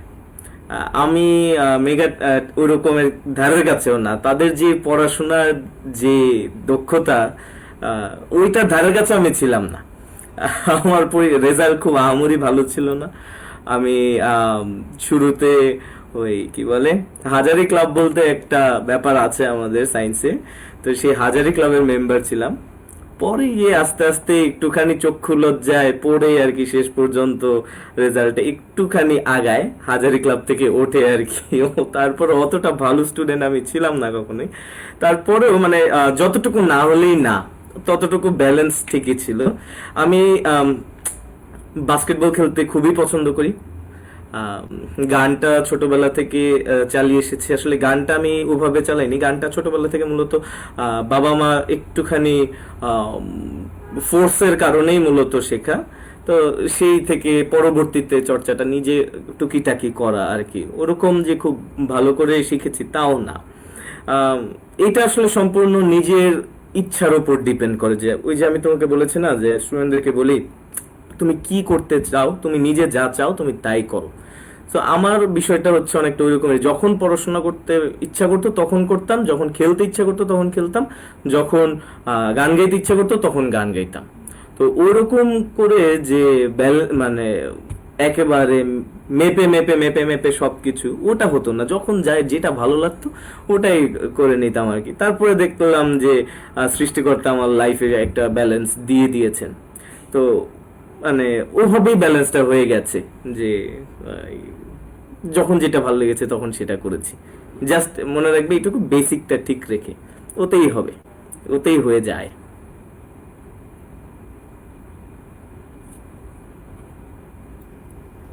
ধন্যবাদ স্যারকে। আমার একটা গল্প মনে পড়ে গেল যে চামচের তেল ঠিক রেখে সবসময় যদি সবকিছু করি তাহলে আর কোনো কিছুতেই কোনো সমস্যা হবে না, এটা সবার মনে রাখতেই হবে। এখন আমি চলে আসতে চাই আমাদের মাহবুব স্যারের কাছে।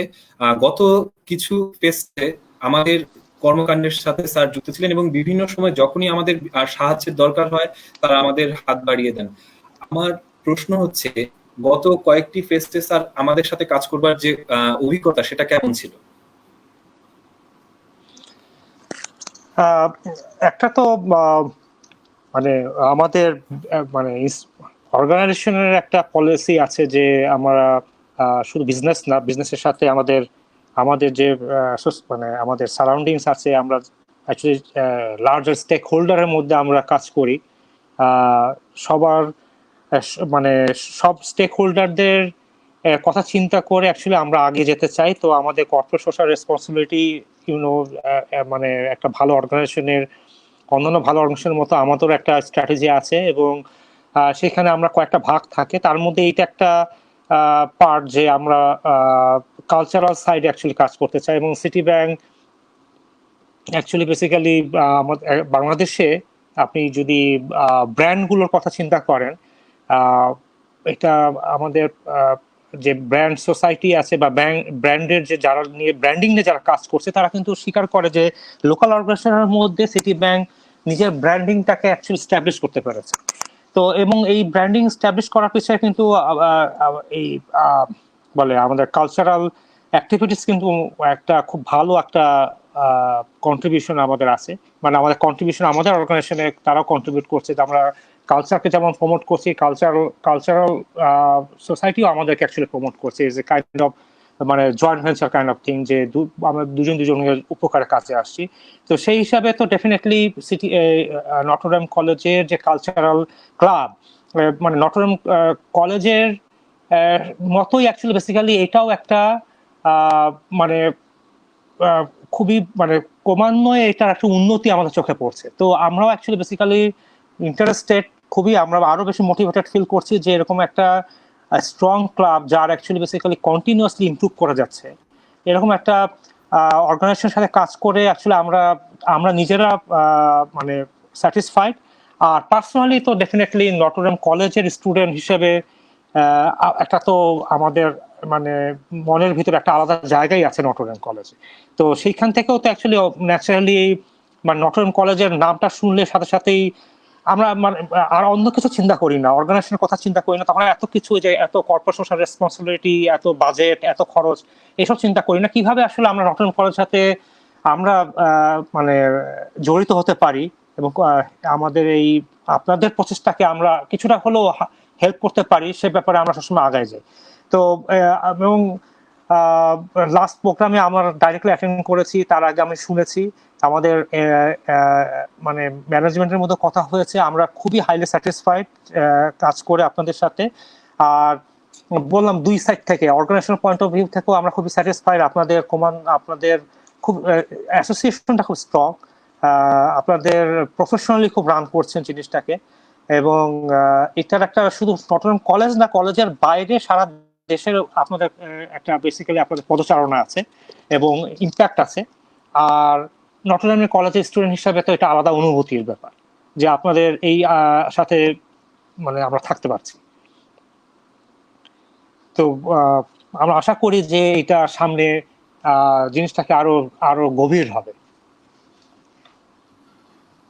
ধন্যবাদ স্যার। আমরা আসলে যখনই আমাদের প্রাক্তন কোনো ছাত্রদের কাছে যাই, প্রাক্তন কোনো অ্যালামনাইয়ের কাছে যাই, তারা সবসময় আমাদের যে ক্লাবই হোক, ওনারা যতটুকু পারেন সবসময় আমাদের সাহায্য করে থাকেন। এই জন্য আমরা সবাইকে ধন্যবাদ জানাচ্ছি, বিশেষ করে সিটি ব্যাংকে। এবার আমি চলে আসতে চাই আমাদের ক্লাবের বর্তমান প্রেসিডেন্ট আহনাফ এখন একটা যন্ত্রসঙ্গীত নিয়ে আসছে আমাদের জন্য।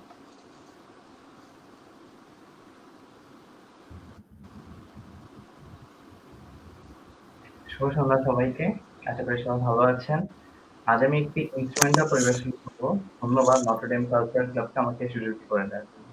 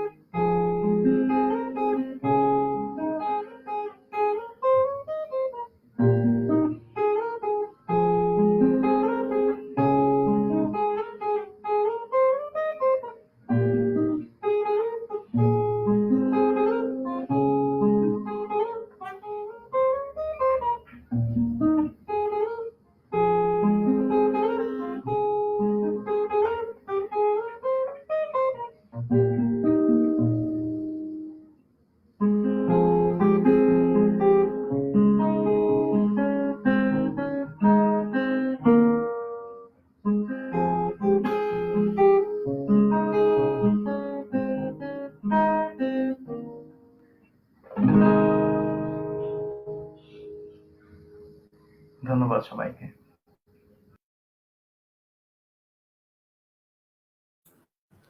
ধন্যবাদ আহনাফকে।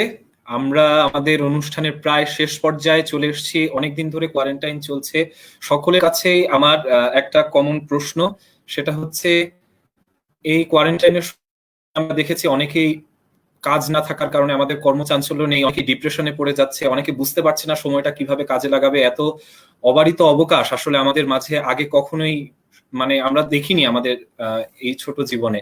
আমার সবার কাছে একটা প্রশ্ন, তিতাস স্যার, এসএলআর স্যার এবং সবশেষে মাহবুব স্যারের কাছে, কিভাবে এই সময়টাকে আমরা সবচেয়ে ভালোভাবে কাজে লাগাতে পারি এবং ভবিষ্যতে আমরা কিভাবে আমাদের জীবনে এগিয়ে যেতে পারি? তিতাস স্যারকে দিয়ে শুরু করতে চাই।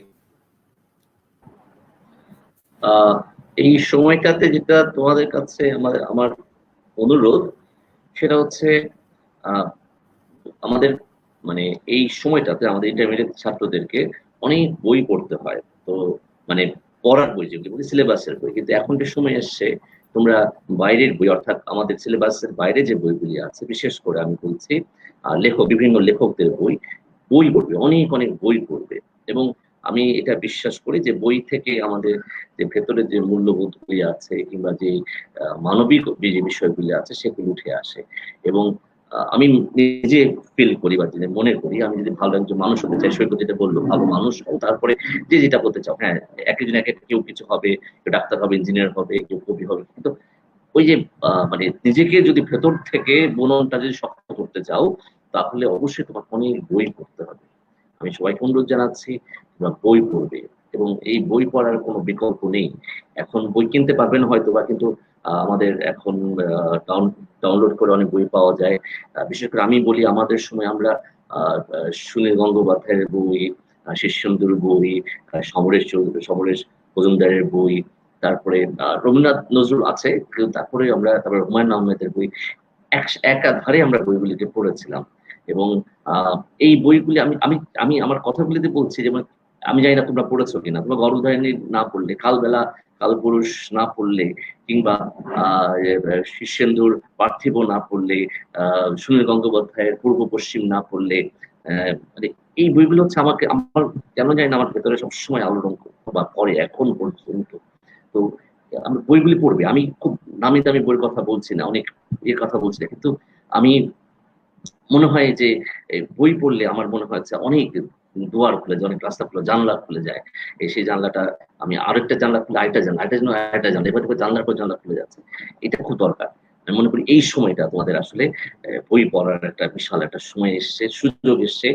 এই সময়টিকে হেলায় হারিও না, বই পড়ো, বই পড়ো, বই পড়ো। ধন্যবাদ।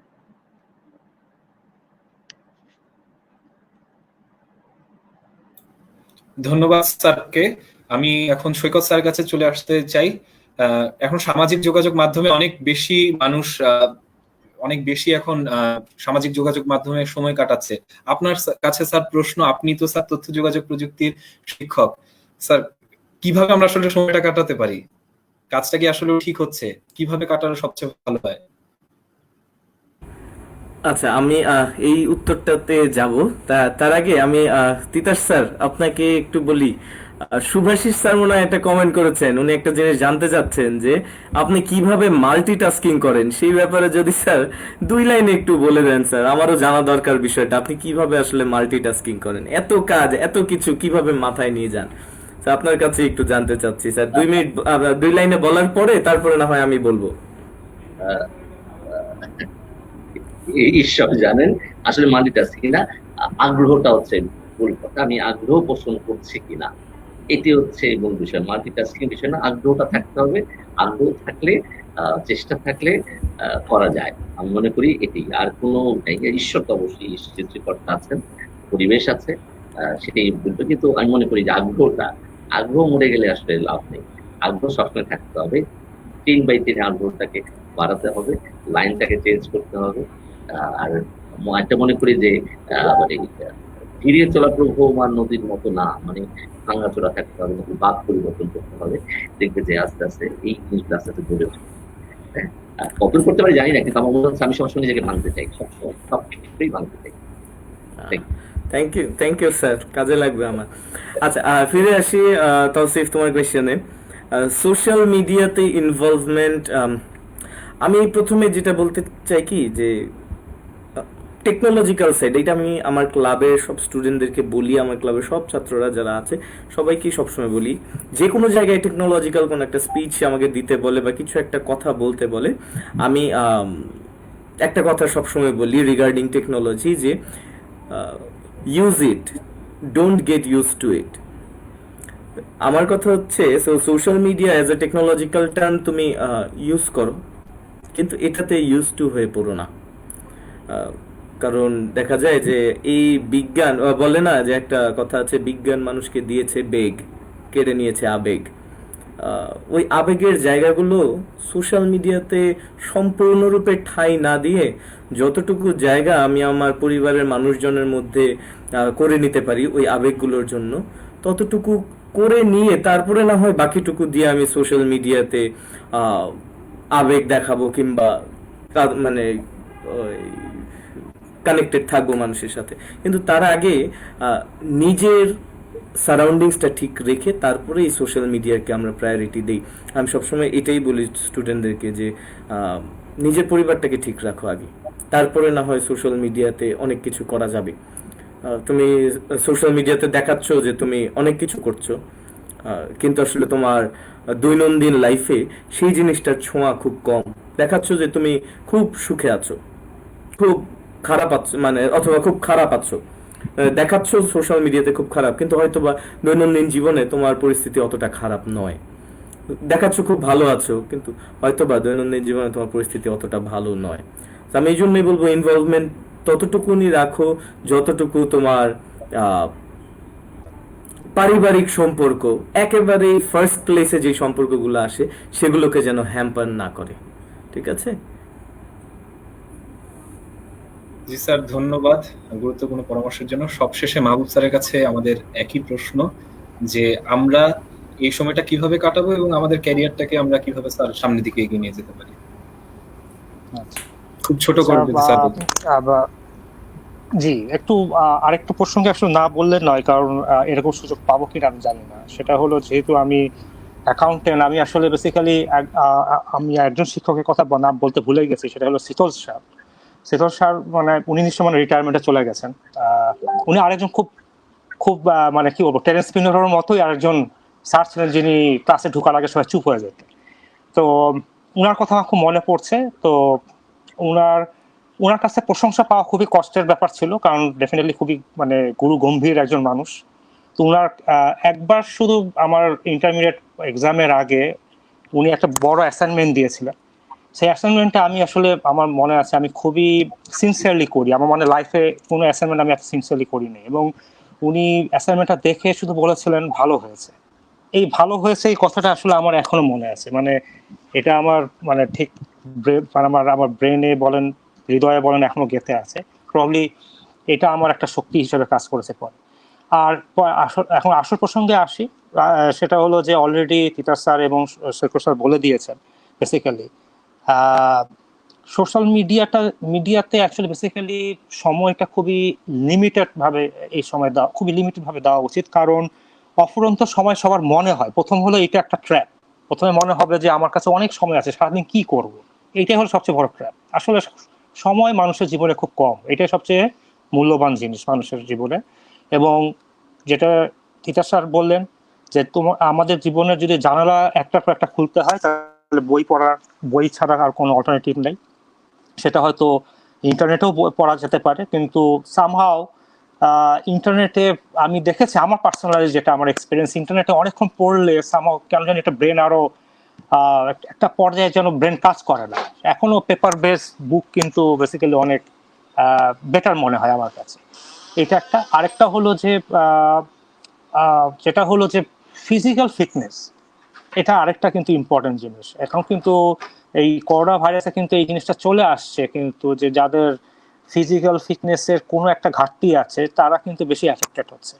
এবং ক্যাজুয়ালিটি কিন্তু যদি একটু অ্যানালাইসিস করা যায়, দেখা যাবে ওই এন্ডে কিন্তু ক্যাজুয়ালিটি হচ্ছে যাদের আগে কোনো অ্যাজমার প্রবলেম ছিল, শ্বাসকষ্ট ছিল, কিডনির প্রবলেম, হাই প্রেশার, ডায়াবেটিক ছিল, তারা কিন্তু ক্যাজুয়ালিটি বেশি হচ্ছে। তো সুতরাং এইগুলো কিন্তু বেসিক্যালি আমাদের দেশে একটু প্রবলেম আছে, এটা কালচারাল একটা প্রবলেম আছে, যে আমরা অ্যাকচুয়ালি ফিজিক্যাল ফিটনেসের ব্যাপারে অতটা সিরিয়াস না। আমাদের দেশে খোলা জায়গা কম, পার্ক নাই, মাঠ নাই। বা আমরা বাসায় বসে ফ্রি হ্যান্ড যতটা এক্সারসাইজ করতে পারা যায় আমাদের করা উচিত। এবং আমি যেটা আমার পার্সোনাল লাইফ বলি, আমি দুটা জিনিস না করলে আসলে নিজেকে আমি মনে করি যে একটা দিন আমি টোটালি ওয়েস্টেজ করলাম। সেটা হলো যে আমি কোনো ফিজিক্যাল অ্যাক্টিভিটিস না করি, আর একটা হলো যে আমি কোনো বই না পড়ি। তো আমার সময় খুব কম থাকে, আমার অ্যাকচুয়ালি খুব অবসর সময় বলে জিনিসটা আসলে খুব কম। আমি প্রচুর গান শুনতে পছন্দ করি। একসময় আমার ফুটবল খেলতে আমি খুব পছন্দ করতাম। এখনো মনে হয় ফুটবল খেলা শুরু করি, কিন্তু মনে হয় ফিটনেসটা সেই লেভেলে নাই, কিন্তু স্কোপও নাই অ্যাকচুয়ালি। তো আমি ফিজিক্যাল অ্যাক্টিভিটিস করি, অ্যান্ড দেন যদি 10 মিনিটও সময় পাই রাতে ঘুমানোর আগে, আমি 10 মিনিট হলো বই পড়ি। তো এইটাই বেসিক্যালি ফান্ডামেন্টাল। এবং এই জিনিসগুলো অন্যান্য কাজের সাথে অন্যান্য কাজ আছে, কিন্তু এই দুটা জিনিসের অভ্যাস সবার থাকা উচিত।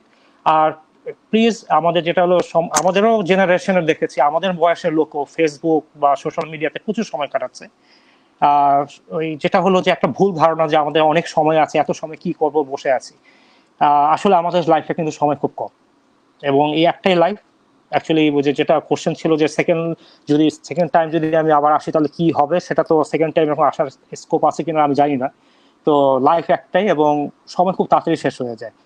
তো এই অল্প সময়ে আমাদের খুব ভালোভাবে কাজে লাগানো উচিত। Thank you.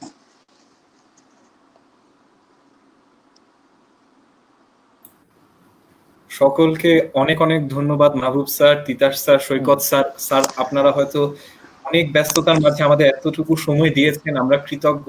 আমার নিজের ব্যক্তিগতভাবে ভালো লেগেছে, আমার ক্লাবের মানুষের, এবং সাথে অবশ্যই নটরডেম কলেজ এবং যারা যারা শুনছেন আজকে, কলেজের ছাত্র থেকে শুরু করে সবাই, সকলের অনেক অনেক ভালো লেগেছে। সকলকে অনেক কৃতজ্ঞতা। এবং সবশেষে একটি কথাই বলতে চাই, আমাদের এখন সত্যি কথা আধা আলো জ্বলবেই, আমরা এই আশা নিয়েই থাকবো। সবশেষে তিতাস স্যার এই কবিতা দিয়ে আমরা শেষ করব। স্যার আমাদের কবিতা আবৃত্তি শোনাবেন। সকলকে অনেক ধন্যবাদ এবং শুভরাত্রি বলে শেষ করছি। ধন্যবাদ। Thank you. Good night. আচ্ছা আচ্ছা অবস্থা। Thank you. আমি যেটা করছি সেটা হচ্ছে আমাদের 90-এর ব্যাচে যারা আছে, রোকসানা পারভিন একটি কবিতা লিখেছেন, বন্ধু চিনে নিস আমায়। এটা মনে হয় আমাদের সবার জন্য কবিতাটি খুব সুন্দর একটা কবিতা। তোদের সাথে দেখা হয়নি কোনোদিন, কথা হয়নি কোনোদিন, পড়েছি একই ক্লাসে, হয়তো তোরা ছিলি আমারই মতো সারা বাংলার 68,000 গ্রামের কোন এক স্কুলে বা কলেজে। হয়তো কেউ ছিলাম সামনের সারিতে বসা ব্রিলিয়ান্ট স্টুডেন্ট, কেউ ছিলাম পেছনের বেঞ্চে বসা দুষ্টুমিতে রত অমনোযোগী শিক্ষার্থী, ছিলাম তো একই ক্লাসেই। ছিলাম হয়তো কোনো বালক বা বালিকা বিদ্যালয়ে, আমাদের দেখা না হলেও মনে মনে চলেছে বিরোধ। খুনসুটি হয়তো কারো মধ্যে চলেছে ছোট্ট কাগজের টুকরায় মন দেয়া নেয়া, অথবা একই পাড়ায় পড়তে যাওয়া টিউটরের টেবিলে খোদাই করে নাড়ু নাম গভীর করে লেখা। গার্লস স্কুলের মেয়েরা দল বেঁধে হেঁটে যাওয়ার সময় বুকের স্পন্দন বেড়ে যাওয়া আর আর চোখে দেখে নেয়া। বন্ধু, মনে পড়ে প্রথম সিগারেট টান দেয়া সেদিনের কথা? কি ভীষণ উত্তেজনা কাজ করছিল, কেউ দেখে ফেলে কিনা, কাউকে দেখলে কিভাবে সিগারেটটা লুকিয়ে ফেলতে হবে হাতের তালুতে। সেদিন তোকেই তো গুরু মেনেছিলাম। তখন আমাদের আনন্দ খুঁজতে অনেক টাকা খরচের দরকার হতো না। বাবার পকেট থেকে 1 টাকা 2 টাকা অথবা মায়ের আঁচলের ঘর থেকে 4 আনা 8 আনা হলেই হতো। কিন্তু এখন অনেক টাকা পকেটে থাকলেও সে আগের মতো আর আনন্দ কিনতে পারি না। আমার ক্লাসের সেই বন্ধুটির সঙ্গেও আর দেখা হয় না। বছরের পর বছর হয়তো বেঞ্চে নাম লেখা মেয়েটি হয়েছে কারো ঘরণী। বন্ধুরা ব্যস্ত এখন যে যার কাজ নিয়ে। তারপর খুব ইচ্ছে জাগে যদি কখনো দেখা হয়ে যায়, চিনতে পারবি তো আমায়, চিনতে পারবি তো আমায়। ধন্যবাদ।